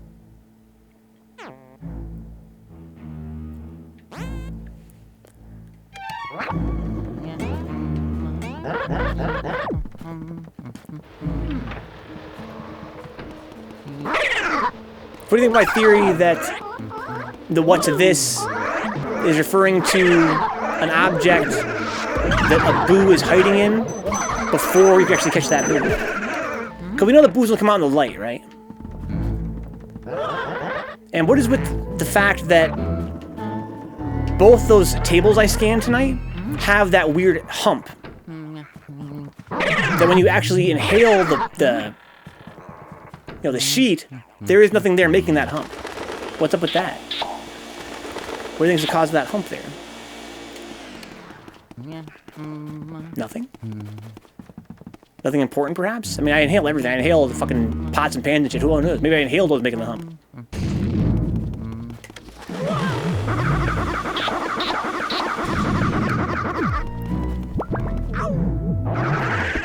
So my plan is to go down to the first floor where the fortune teller was. She has a really, really giant mirror. But see, this is where the game gets me. Right? It gave me a stupid hint, which it oftentimes does. He likes rooms with mirrors. My inner gamer says, go to the rooms that have mirrors. He's probably in one of those rooms. Maybe every room with a mirror. But so many times in this game, they have totally subverted my expectations in that respect.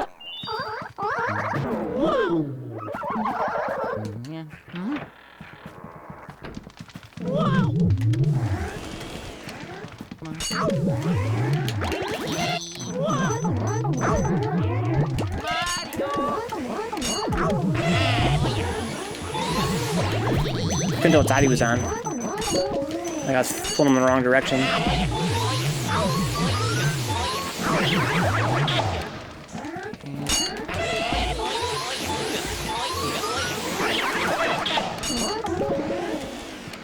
It's so nice being able to turn the camera, like turn Luigi faster.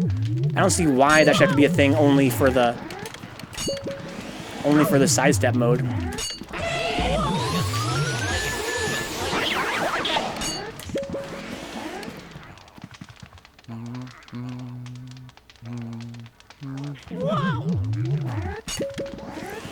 Boop ba ba doo ba ba boo boo.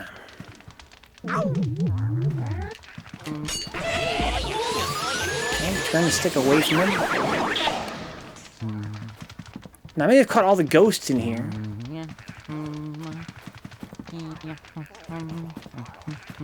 What if I were to inhale this and light these candles? The ghost you're looking for is on the second floor from Area 1. Thank you, Garby, but please no spoilers. Welcome aboard, dude. Not sure we met.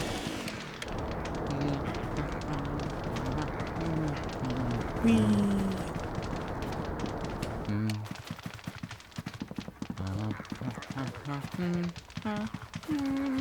Look at the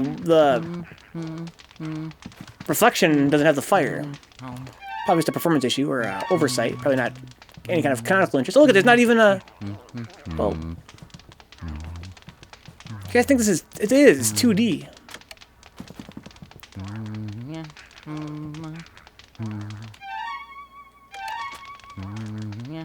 Wow! Look at that.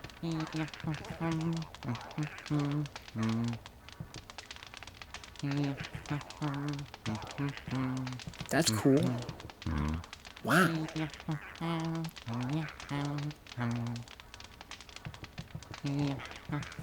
Anyway, there's no fire though.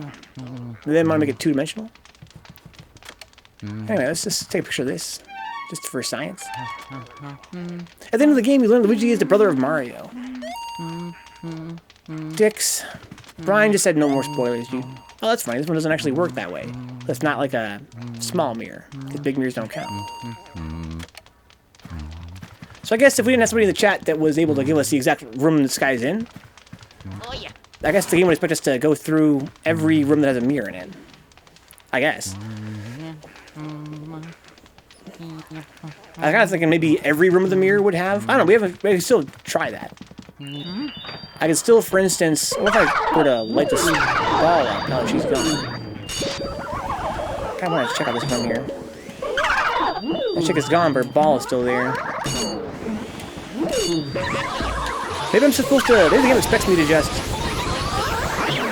constantly hit them repeatedly until it works. Like an invisible HP meter, perhaps. That just goes down whenever I flash with the light bulb. And eventually they just run out, right? Maybe that's the trick. Maybe the trick is just to literally hit them a bunch of times with the light until they eventually yield. Maybe there's nothing more to it than that. See, there you gave it to me. I know how to give actual tips that aren't straight up spoilers. The blackout can be brutal. Thank you, Urban Chat. Yeah, basically, let me suffer. Here's my tip, guys. Let me suffer for a while. Once I've suffered and I've been tearing my hair out and I'm hella salty, I'm like, this game fucking sucks, man. Then you can be like, well, do you want a hint? And I'll be like, yeah. That's how that boss fight worked with the stupid boo. I was like, fuck this game. Then Urban was like, can I give you a tip? And I was like, yeah, I guess. And he's like, here's an amazing tip. And I was like, wow, that was godlike. Made it so much easier. Nothing. I went boo hunting. Well, no, but I guess when I beat that bomb, J-Bomb, I beat that giant boo, it gave me a whole bunch of boos. Not booze like alcohol, but booze like a bunch of little boos. Well, I'm pretty good at taking tips. Oh, wow, dicks. Okay, so I want, before I reread my man's spoiler in the chat, I want to go back to the first floor, this is from right here, and check the mirror. I have a theory that maybe you can get a hint in the mirrors. I hope so. That would make a lot of sense. Dix is great, J-Bomb. He's the best. Oh, there are no saves anymore because they're all in hiding? So, let's say I would take a photo of this. I can still teleport. It still just teleports me. No extra hint there. Boo, ba doo, ba boo. What's this door? Oh, I can see the door. Nice. I hear the wind outside or something knocking. Something creepy. Okay, so again, without rereading the spoiler, they said he likes rooms with mirrors. He's an old man.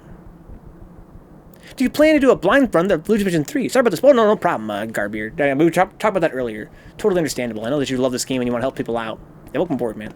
But no, my plan is not to play through Luigi Mansion 3 for a couple of reasons. One is that I like to play through games chronologically, and from what I understand, emulating 3DS is pretty hard. So I think that we're probably not going to play through the second game, which means I probably don't want to play the third game. Even though I'm sure there's no actual canonical follow through. But just for me personally, I like playing through games chronologically. So if I had to guess, I would say we're probably going to put the series to rest after this game until 3DS emulation has come far enough that I can play the 3DS version. Aside from that, I'm not really super in love with this game right now. Maybe that'll change as the playthrough goes on.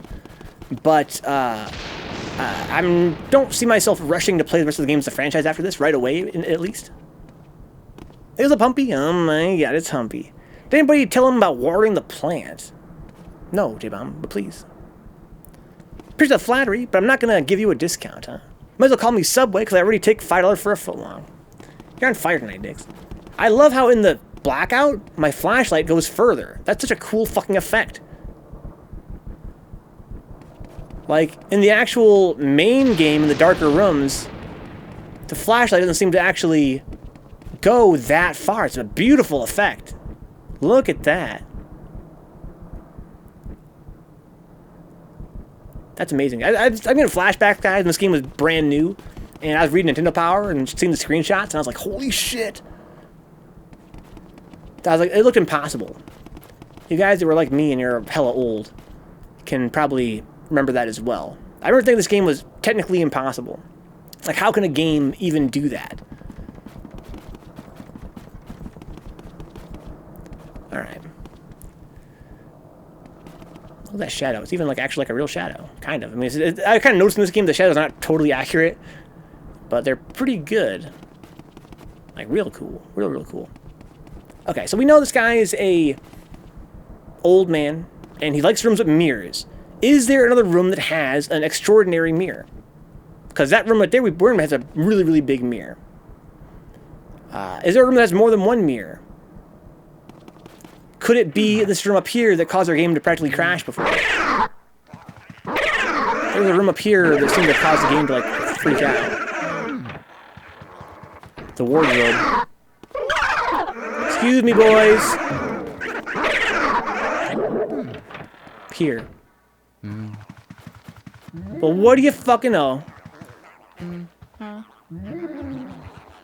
So...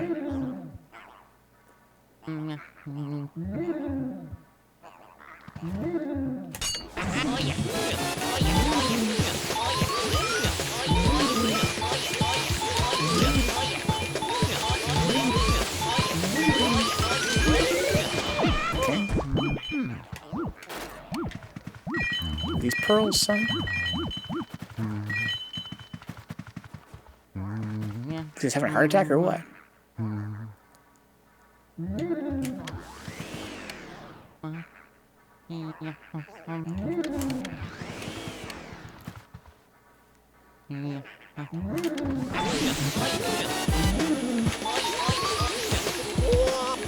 How come I wasn't sucking him that time?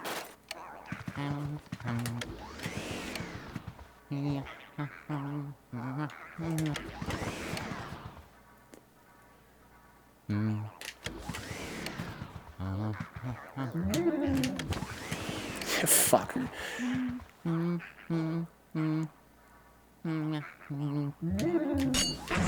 Also, a flashlight did definitely freeze in there.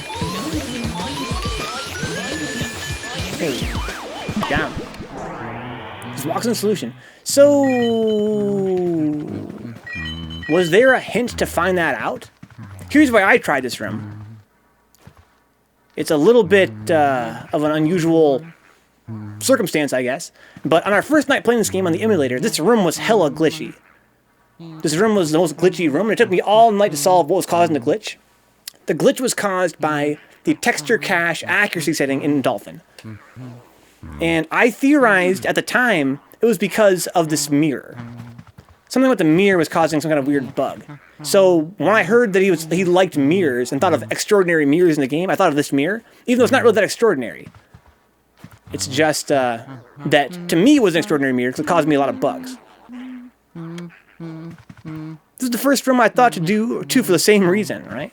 So now it makes me wonder if there was any correlation between this being a room with that ghost and this being a room that caused bugs. That's gotta be the basement key. So what the hell did I say myself from Urban Chat? Sounds like J-Bomb also knows that there was some kind of thing I skipped that was really fucking annoying. Yeah, what was I supposed to do there to find him? What do you see? What do you say? What's up, Scott KC2CAD? Okay, so I can go up there. Oh, that is the basement. That is the blackout, the power room. What's out here? This is where the balcony was, where Toad was before. Now there's no Toad. Oh, hi there, guys.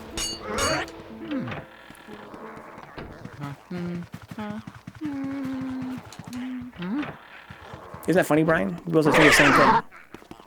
Extraordinary mirrors. The hell would have been to check 20 dark rooms thinking you have to clear all the ghosts of them in order to find the Grimlock?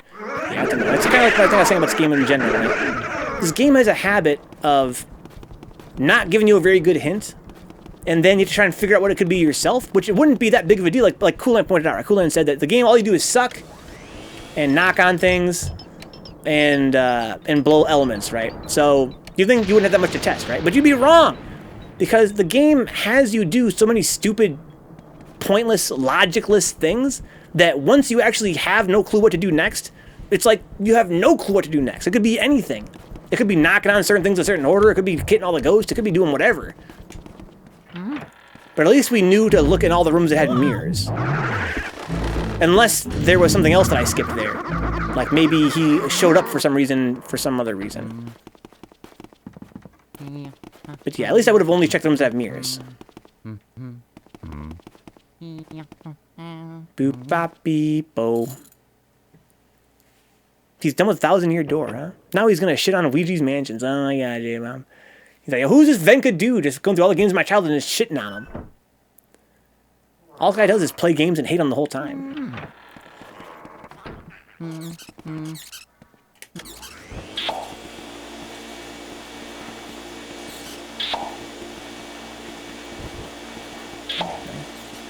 Yeah, if you guys are new here, even though J-Bomb's actually new here, exactly. Whenever I play a game, I'm always very critical of it, with very few exceptions. But we aren't also, dude, I'm hella fucking critical of that game, J-Bomb. People that watch me play Thursday know I hate that game too, but I love it. I hate a lot of games. I hate a lot of things that I love. Oh yeah. This is no parry. How sick would that be though, J-Bomb? There's a parry in 1,000-Year Door, and it was godlike. The cool shit about that game was the fucking parry system. Okay, so now we got the power back on. There's a boo here somewhere too. So, you're saying that the boo can only hide in some of these barrels? But again, I'm seeing the thing go off. So where is he in? What is he in?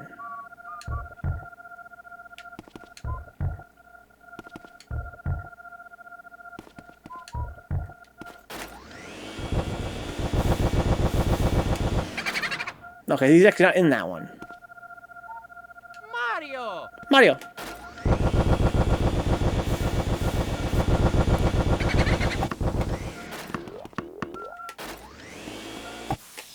Here we go. It's a scary parry. I'd be sick in this game. There are fake signals. Yeah, I'm sorry, Urban Chat. Yeah, I knew that. I forgot. So he's saying this is where he's actually hiding. Try scanning the second or third top barrel. Wrong button.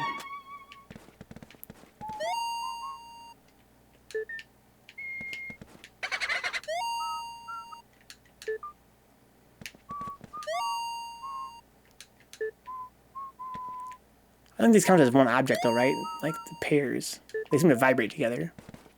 I don't get salty because I'm curious of what you like, huh? Oh my god! Yo, Urban Chat!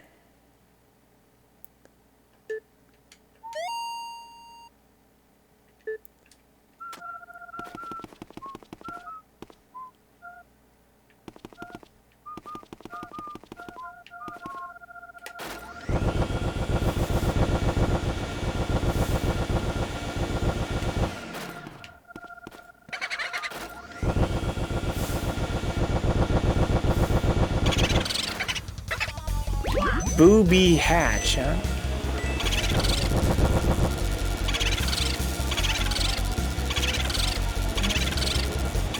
Come back! Don't go over there! That's where I can't go! That's where I cannot, don't go where I cannot follow.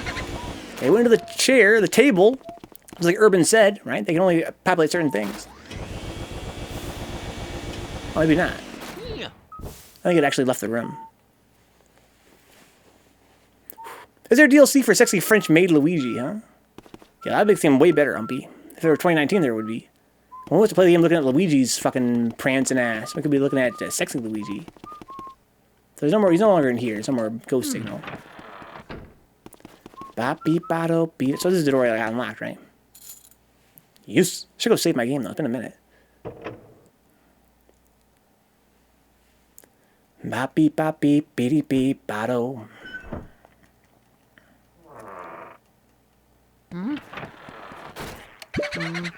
Yeah, me being critical of a game doesn't mean that I dislike it. In fact, I really liked... oh, shit. I really liked 1,000-Year Door in the end. Whee. This is one game that I played on stream and did not hate on the whole time. There's like the Dark Souls long plays.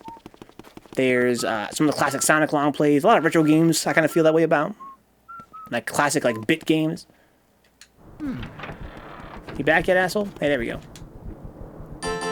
Oh, that blackout was scary. I'm so glad the lights came back on. Phew. Let me save your game, Luigi.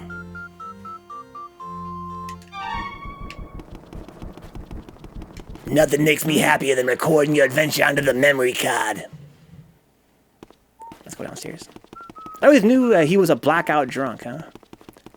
Luigi, the party last night was crazy. What happened? I blacked out. It was so scary, Luigi.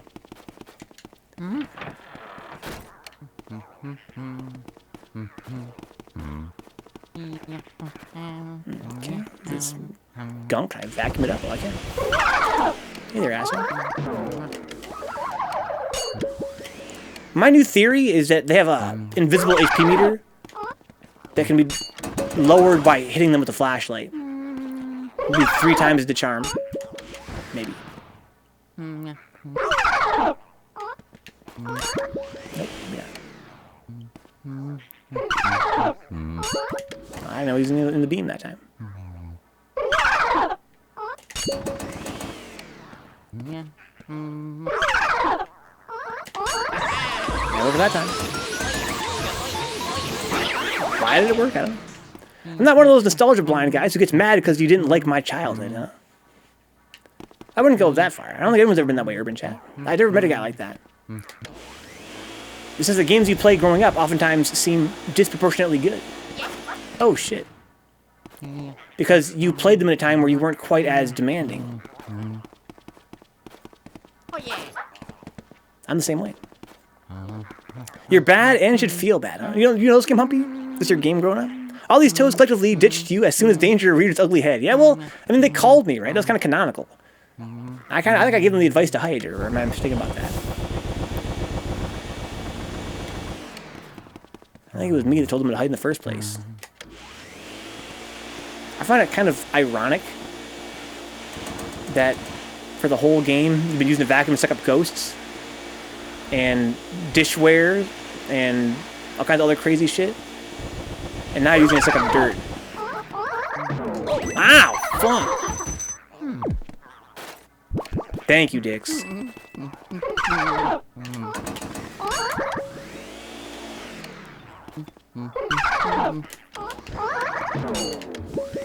don't know if I'd been faster, I could have got him there. It really confuses me when they don't actually vanish. Sometimes I hit them with the flashlight and then nothing happens. Like right there. How come he didn't, like, either get sucked up or vanish? He just kept coming at me.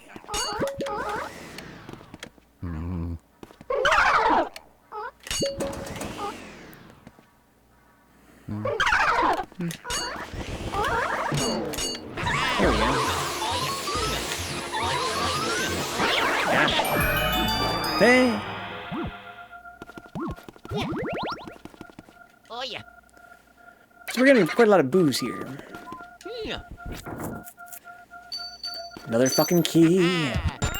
I've said this before, earlier in the stream, guys, but I really wish that they'd give me more than one key, or that each key could go to more than one door. I was thinking last night, like, just give me the illusion of choice, right? Like, it doesn't really matter what order I do them in anyway. Like, what's the difference? Why does it matter what order I catch the ghosts in? Of course, there are certain ghosts that give me different unlockables, like power-ups that I need for later ghosts. That makes sense. Lock them off separately. But there are so many times where I'll do, like, you know, like 6 ghosts, 6 rooms in a row that have nothing going on in them. Why not just let me do them in any order? Even though it wouldn't change the game at all. I wouldn't change the game at all. There'd be no reason, there'd be no advantage picking one room over another one.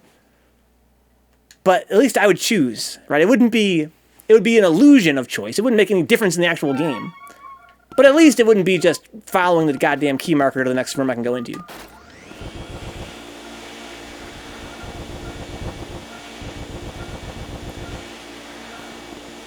I walk on the ceiling here for no reason, apparently? That seems weird. Like, why?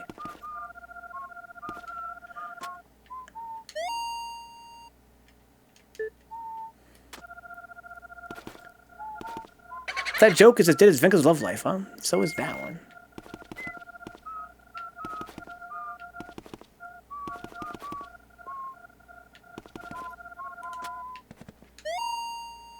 There we go. What's this? I think that Urban fucking solved the mystery. Burapedes, huh?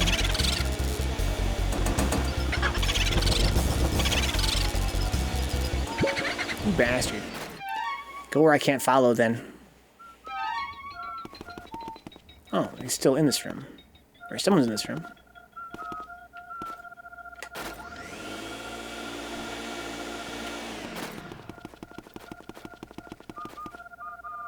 Oh yeah.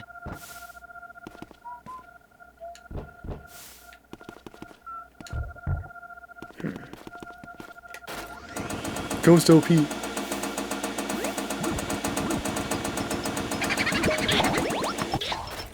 Oh, it is a fake boo.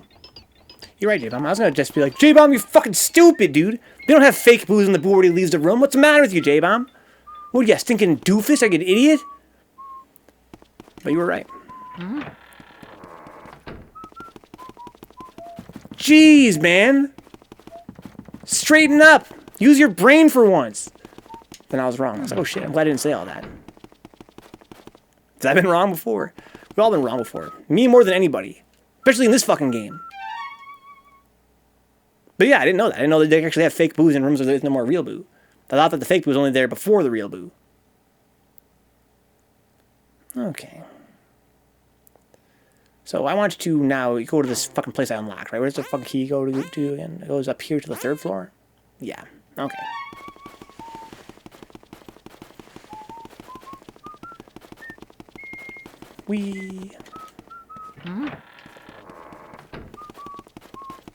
Let's go, Luigi. Work those legs, dude. Work those legs.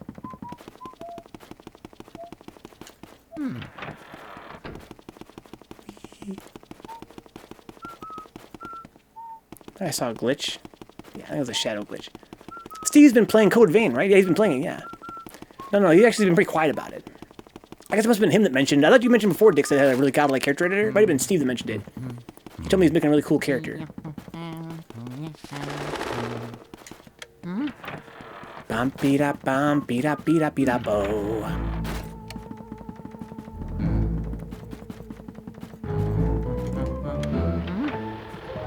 So the light is on out here. It must be these lanterns, I see. All I know about the character editor is that it has a boob slider. Good enough for me. It's quite a large house. It's almost like as if it were some kind of manor or manse. Oh yeah.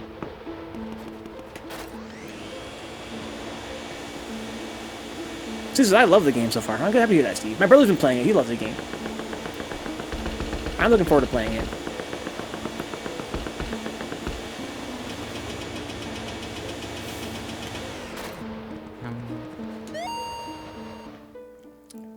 Looks like it might break if I sit on it, huh? I can knock it around. Is there a boob slider or a butt slider? I have never played a game that had a butt slider.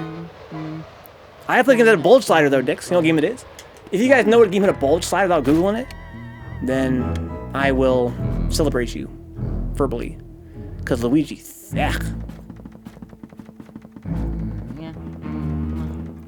I think FF15 is the one with the boon slider. A boon slider? You're right, Brian. Conan. I wasn't thinking of that game, but you're right. I forgot about that one. I will celebrate you as we speak, Brian. Yay for Brian! He knew of a game that had a bulge slider. Butt sliders are the only thing you see the whole game, huh? As I'm saying. It makes sense you have a butt slider. A boob slider. I think FF14 is the one with the boob slider. I think a lot of games have boob sliders. What game we were playing? Like a lot of fighting games? Have boob sliders. Oh my god! You're all terrible. It's the personality slider, huh? That's what really counts. Oh shit, one of these guys. That's cool.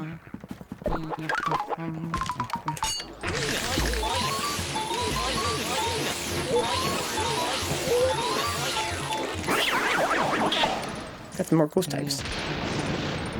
With their peck sliders. Oh yeah. We played Marvel, it's not Marvel, Mortal Kombat Armageddon on stream. They had a lot of crazy sliders. I think one of them was a boob slider.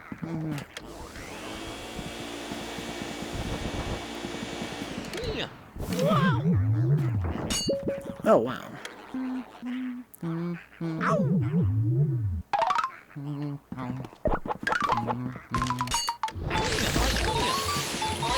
Come here, bub. Oh, I forgot we can light this room up now. Dix can use my slider any day. What's up, Boxy-tastic? Boo. Any relation to Boxy? Queen of the internet. The classic. Only real ones remember. Boo. Boo-doo. Boo. Boo. Boo. Gonna find this stupid boo.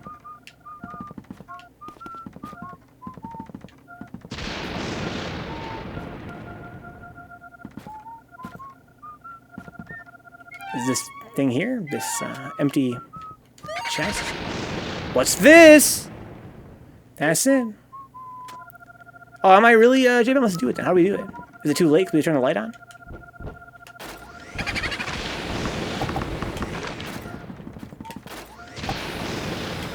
Whee. Oh, it's a table, right? Oh yeah. Boomerang coming at you.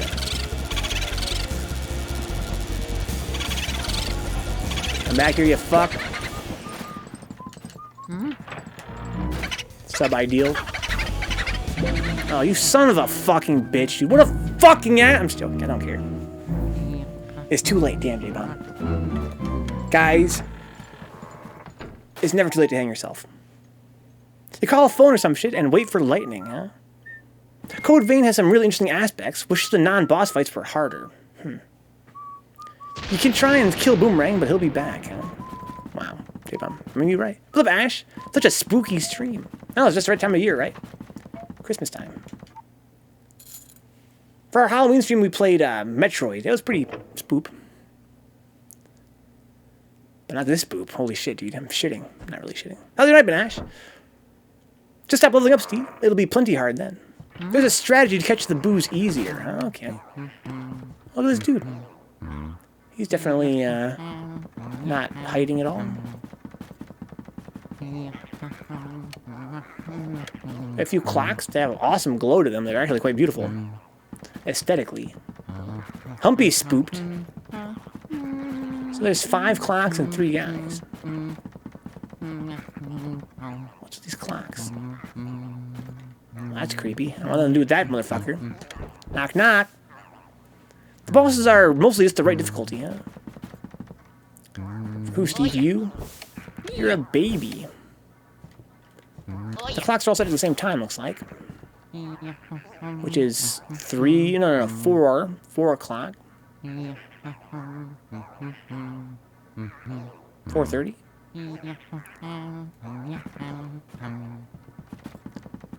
These guys' clocks, all their clocks say the same thing too. And there is 5 clocks. Okay. Do they have torches? Those are like batons, I think. It would be nice to have the clocks, not gonna lie. They're pretty fucking nice, dude. The glow-in-the-dark hands. The fuck? Oh. Oh, it's rhythmic. It's clockwork. It's a chair. It's not a chair, bro.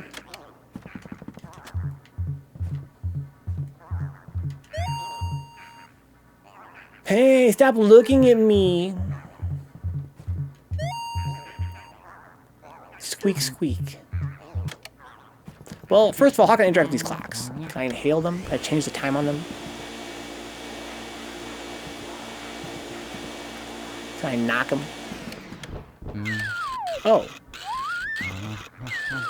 Okay, maybe we were thinking this. Let's go knock on all of them.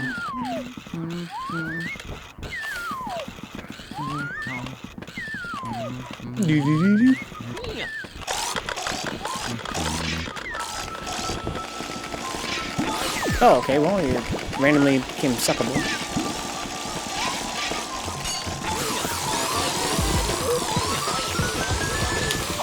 Hit the chair there.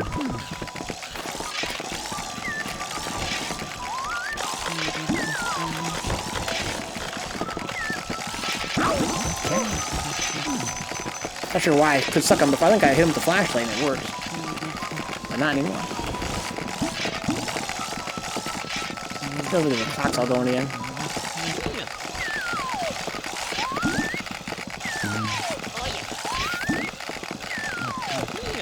God damn it. Come back for that one. Excuse me, gentlemen.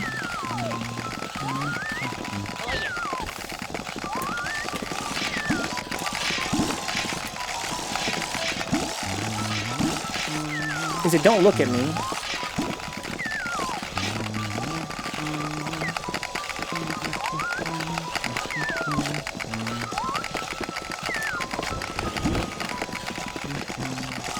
Ba-ba-da-ba-be-da-be-da-be-da-bo. You'll shoot your eye out.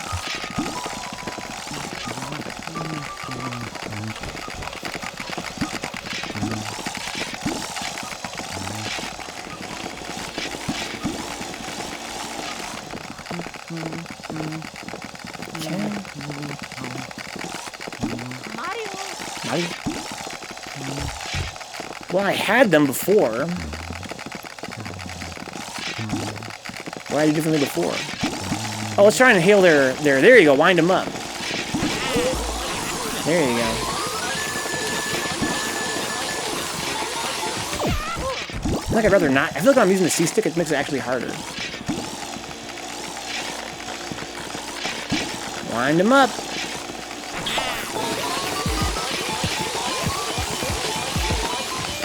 Hit his homies that time.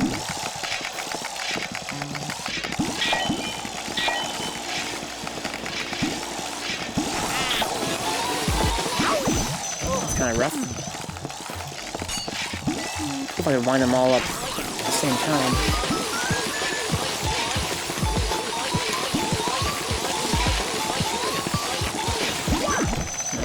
I'm getting fucking bodied by these guys. You made some godly problems at work, Steve? Nice. That seems in character for you. But usually not at work, though, right?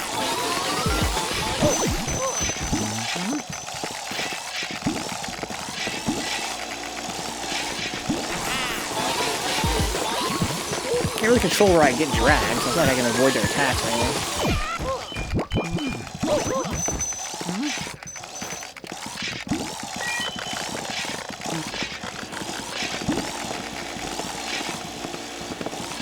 I turn their cranks enough. Once their crank falls off, then I kind of keep control. Does movement system help with capturing? Maybe. I'm gonna try it, Urban Chat. I've been trying to pull it away from them. According to the manual, it's supposed to, but it seems like it actually doesn't seem to help me that much. It seems to actually hurt more than it helps. Sometimes I'll be yanking the... So basically, I play this game now. This is my third night playing, I think, Urban.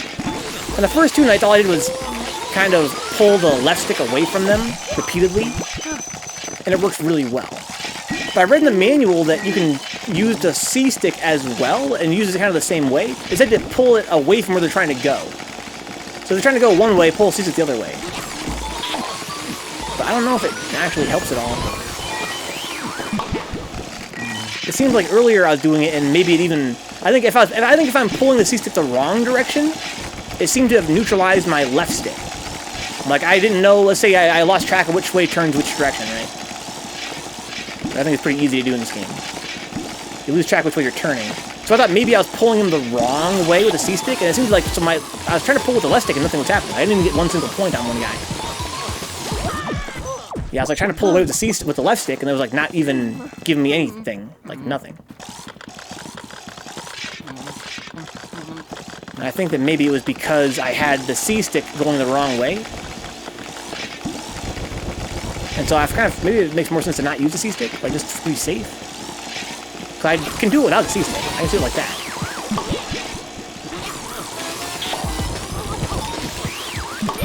There we go. Best is away from wherever your backpack is. With the C-stick, you mean? Same rules like weeping angel statues, huh? Don't look at me. You gotta look at him, yeah. We're out of our last batch. I made him at work. So if my backpack is facing, pull the C-stick away from that direction? And do I tap it or do I turn? I think I'm supposed to turn, right? That's kind of what I was thinking. Maybe I'm wrong about that. Maybe I'm totally wrong about that. Maybe I'm supposed to just pull the C-stick along with the same way I'm pulling my... I don't know. I have no clue. Where's this boo in here?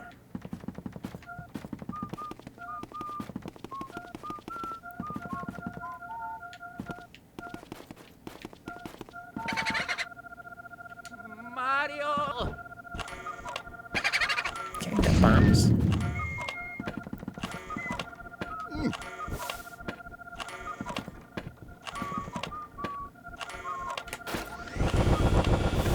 Where's the chick?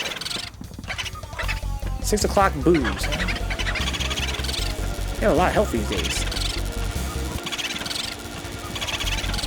So the auto targets the boo if you're close enough. You gotta be really close though. If you look at it, it hurts you.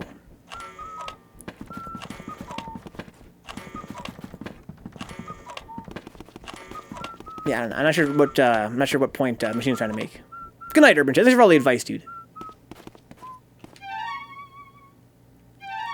Thank you, sir. Good night and good luck.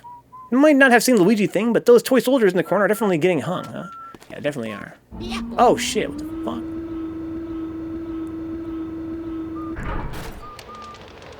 Ah. So that's where I'm supposed to be, right? I don't have another key yet.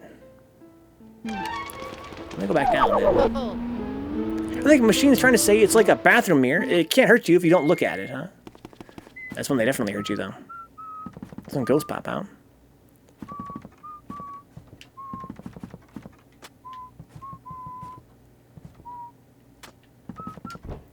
What would I say if I take a photo of that, huh? Posted a photo of them to look at what I made, huh? How disturbing, I'll say. These fucking brownies. I'm getting pretty hungry right now. Oh, it's already 2 o'clock in the morning. Holy shit. Wow, time flew tonight. Look all the ranting I did. We gotta end the stream here, guys. I guess I'm going to do probably 10 more minutes of gameplay tonight. We'll call it a night.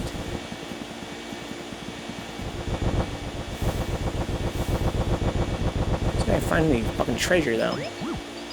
I love treasure. Wow.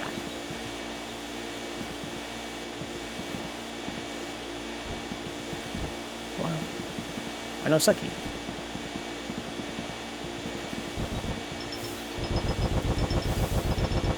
Good night, J-Bomb. You gotta love how this game gave Luigi a personality. I didn't even think about that, but you're right, J-Bomb. It's actually kind of a pivotal game, isn't it? Like, really. He was a star and Mario was missing. Did he have personality in that game? I think maybe he did, right? Kind of a similar personality? Am I wrong? But I remember when this game came out being like, oh wow, they actually gave him a personality.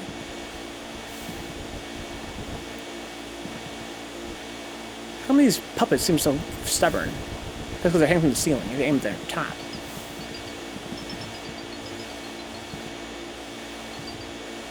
Your dialogue was a bit weak and your charisma was lacking. God damn. But you were right, though. Oh, I can open these doors. Well, that's interesting. That's really interesting. Point out flaws and things that I love. Aw, J-Bomb. That's so sweet, dude.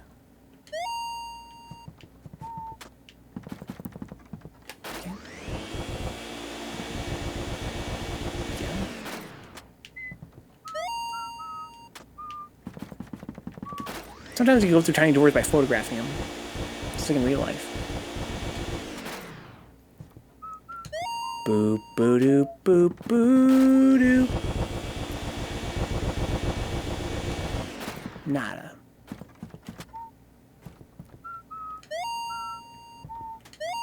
That's still kind of cool, though. Can't push. I've sucked everything. Let's go back out here and see if I can find a bomb. A boo. You know, if you actually matter their chat, you incorrigible assword. Dick, Steve is busy, dude. Alright? Busy doing very important things. Now look at this thing is no longer Humpty.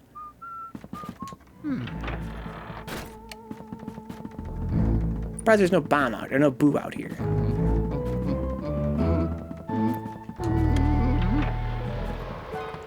Boo out here either.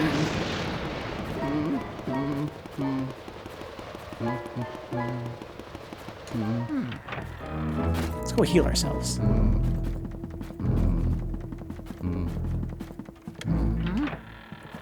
Boo, boo. Let's go check out the roof, I guess. And then we're probably going to call it night for that. Might be a boss fight. Oh, yeah. A good place for one, you would think. Yeah. Get him. T-Bone's like, oh, Senpai? I thought Brian was the unofficial mod. Brian is an unofficial mod, dude. He's a life of this channel. He's the one guy keeping order around here. He's the one guy I know that's sensible. He's the one guy I know that doesn't have some kind of crazy psychosis. Oh shit. Ooh, the sidestep mode. What do I call it that, dude? He ain't trying to be the Scarface of brownies like Steve. He ain't trying to be the most popular guy on campus like Dix.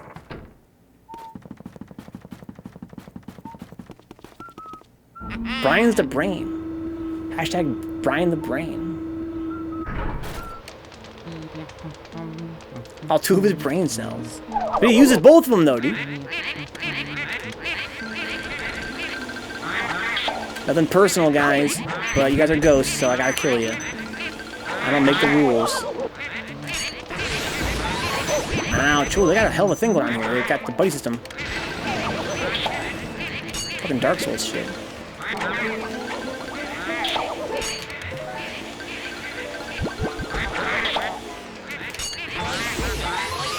Pull away from the backpack.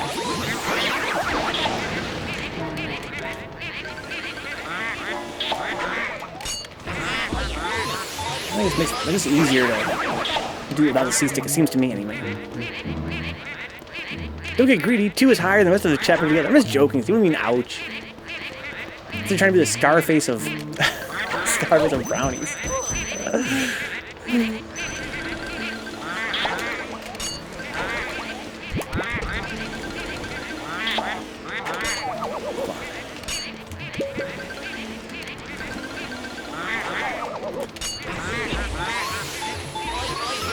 It seems easier if I don't use a C-stick.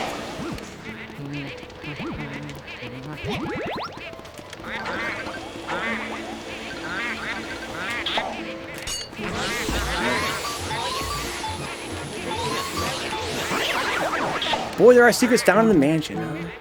Secrets. This is the last fight in the game.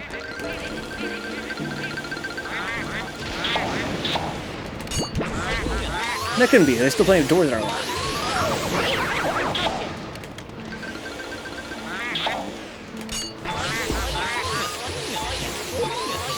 Let's just not use a C-stick.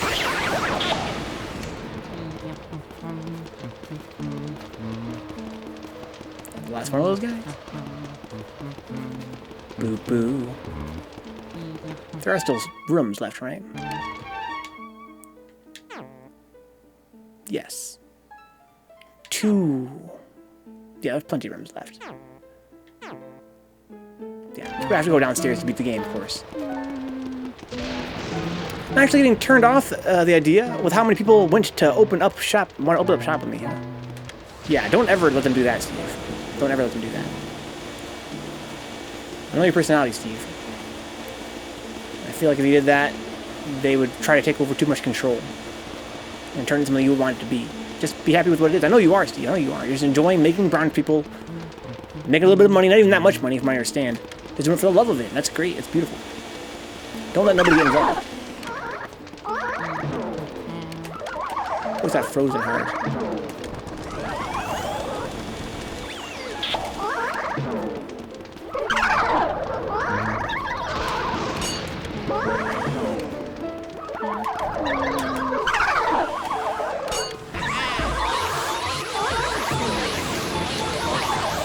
Damn, we got away. Last fucking minute.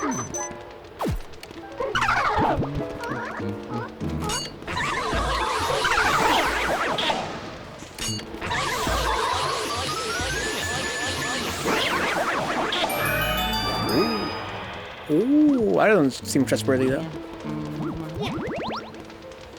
Yeah, Steve, be careful. Just tell him thanks, but no thanks.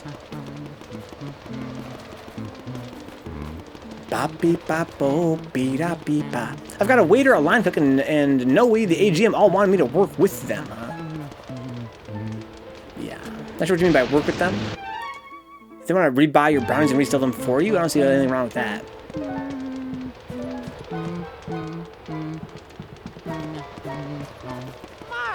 Mario! Ooh. Oh, now. And now the AGM. I really meant no way the AGM could.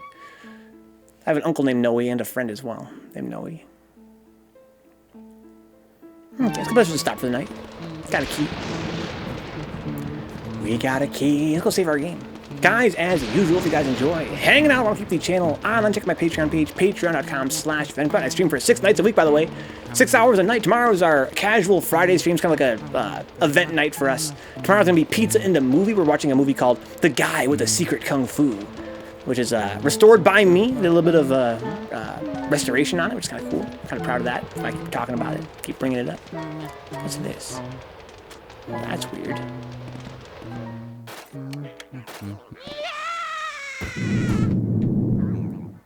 A sealed room. Well, this is pretty fucking creepy. Boo boo. Oh, there's a mirror there. I can get out of here with this mirror.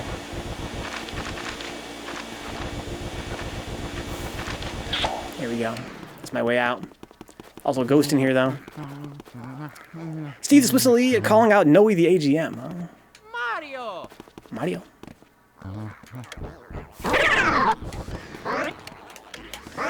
What are these ghosts? I can't stand these guys. I don't know the trick is to catching them. Maybe freeze to slow them down?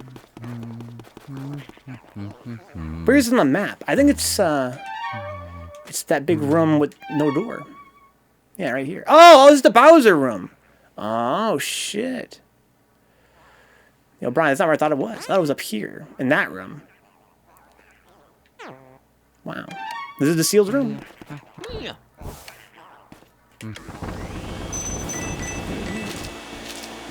They can fight for the spot, huh? On Team Overlord Steve.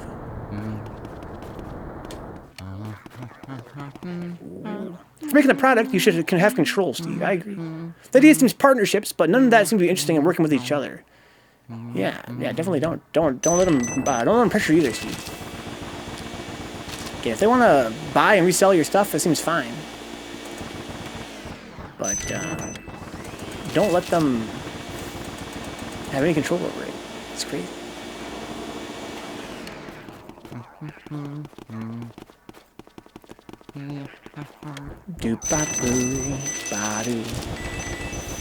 Maybe you should pursue a larger... Oh, shit. Here we go. We got a little mini boss right here. We should pursue some other avenues for customers, dude. Maybe it's too personal. You know, maybe having these guys at work is just too close quarters. Maybe you'd have more fun making it for people that, you know, you don't just talk to all the time.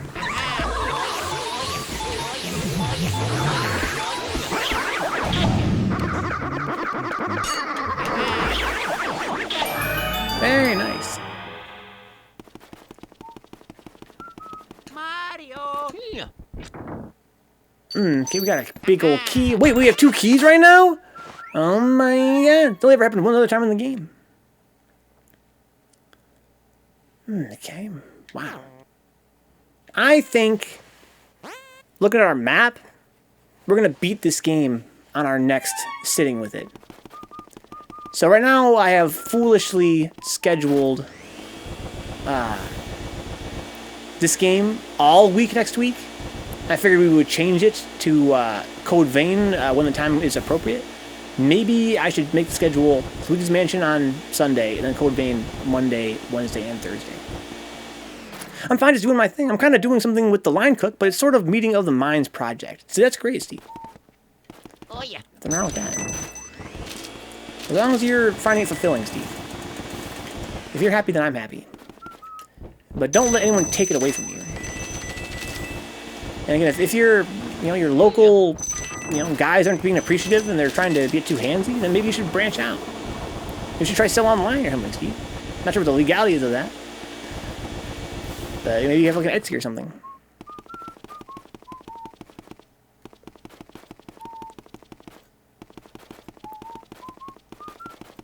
Okay, so that's everything. No, I can't get out of the sealed room, you would think. Not even from this side, huh? No, it's also equally sealed here.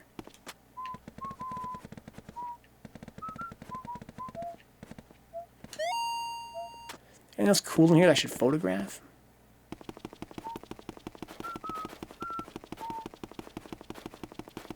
All the chests. I think we're pretty much good to go. Should I take a photo of this thing? It's a picture, but I wouldn't call it art. Etsy edibles, huh? Well, I know a lot of guys do buy, like, weed online and stuff. Again, I'm not sure what the legality is of it. I guess it's pretty popular. People do sell edibles on Etsy, like, you know, like food. Like brownies and such. I can see, maybe just, you know, make a little Etsy shop and then say, when people say, hey, can I buy some of your stuff? Yeah, sure, do it online. Support my Etsy store. That's where I sell my brownies at. They're delicious. They're good for you, mentally and physically. And not for your stomach, though. Not for your waistline.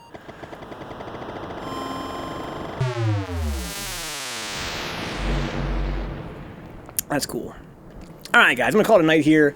Come back with some of this game again on Sunday. So we're going to play some Kirby's Star Stacker on Sunday. Another Kirby puzzle game. I hope it's not bullshit. And then we're going to follow that up with some Luigi's Mansion. Probably going to beat the game. I don't, no spoilers, please, guys. But it seems to me like there's not a whole lot of Mansion left. I'm thinking we're going to have another 3-hour sitting. Probably going to be done. Maybe I'll schedule it again for... I'm going to schedule it for Sunday and Monday just in case. But just for your guys' information, Monday might be Code Vein. Maybe not. Maybe let's give Code Vein a hard schedule for Thursday. And then if we have nothing to do on Monday, we could play another game. We'll put some, like, who knows, some Harvest Moon or something like that. The stuff with the line cook, I've been learning about THC. You've been mentioning that, Steve. You've been learning about THC, right? Yeah, so guys, patreon.com/Vencabot if you want to help out financially speaking. If you guys want to help out for free, you can just follow at Vencabot on Twitter. You can follow the Vencabot YouTube channel at youtube.com/Vencabot archive, or just punch in Vencabot in the search bar on there. We have new video going live every single day on YouTube at 10:30 in the morning. It's stuff you haven't seen before. It's older stuff from before a lot of you guys were here. We've got long plays of all kinds of cool games, retro games and modern games, horror games, shooting games, more Nintendo stuff. We've got a lot of cool things there. Of course, every other day on YouTube is Third Strike, Street Fighter 3, an awesome fighting game that I play a lot from the year 1999. I'm going to come back tomorrow with Casual Fridays. I start off with Pizza in a Movie, The Guy with the Secret Kung Fu. I'm going to go out and buy some pizza first, come back and eat it and watch this film. It's public domain. There's no problems with the copyright, so come by and watch if you guys want to. And then after that's going to be a Smash TV special event. We're playing Smash TV. It's an awesome arcade game, an NES game, an SNES game. We're playing on RetroArch NetPlay. Me, Kaiju, and Cutwest at least. If you guys want to play with us, download RetroArch. Go to Vencabot.com for our Discord and let us know. And pushing my baking knowledge. I'm not much older than I am. This guy is a line cook, huh? Okay, so you're learning about THC and you're kind of pushing your baking skills. That sounds like a pretty creatively rewarding, Steve. Sounds like it'd be something that you'd find creatively rewarding, right? You put a lot of time and effort into learning how to bake. I'm really happy that you found something that you can do to sort of exercise that knowledge and keep on growing.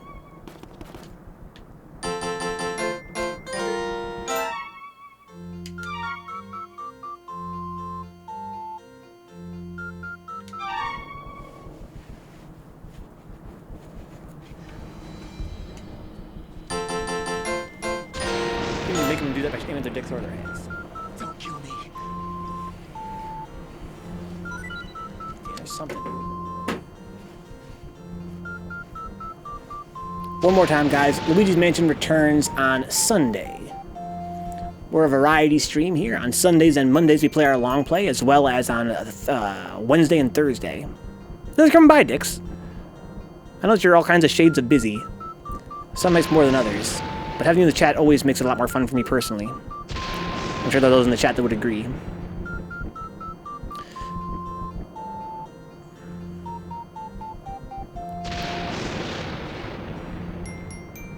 Good night, Brian. Have a good rest, my friend. Boop bop boo doo boo boo boo. Dippity bop beep do bo.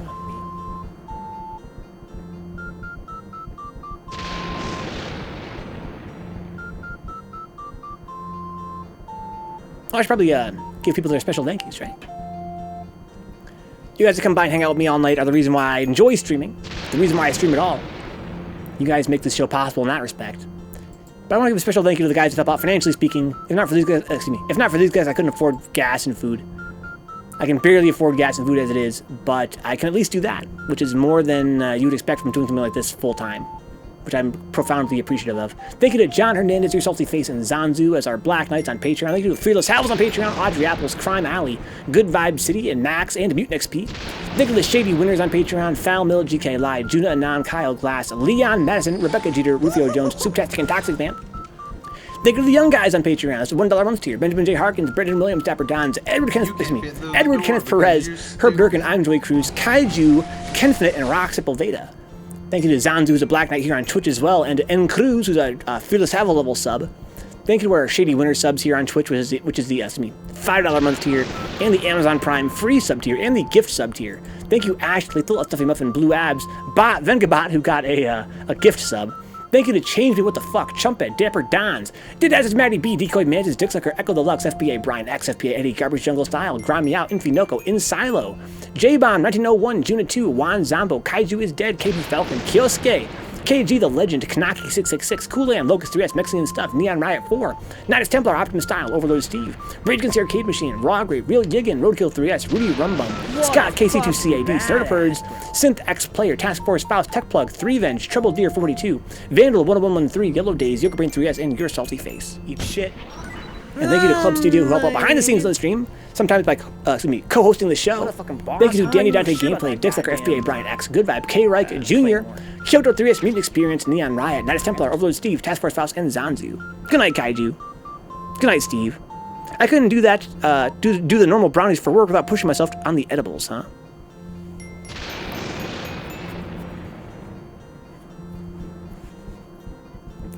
I know you made normal brownies for work. That all the stuff you made was edibles.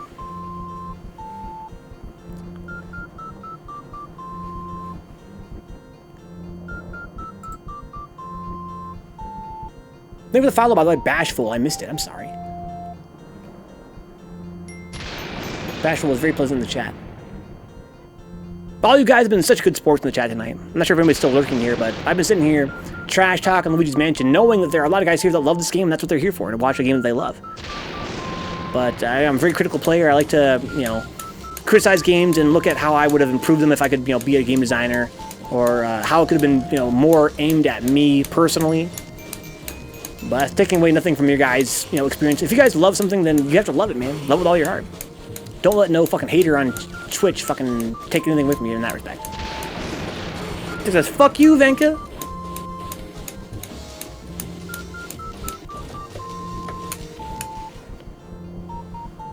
Thank you for your patience, guys. I play a lot of games on stream that I, have all kinds of conflicted feelings toward. This is a game that I've been enjoying playing mostly. It's got a lot of things that really piss me off, things that frustrate me, things that I wish were, again, more suited for my personal tastes. But it doesn't mean that the game is bad or anything. It's actually pretty cool. It's the same recipe, different fat between my edibles and the work brownies, huh? Nice, I didn't know that.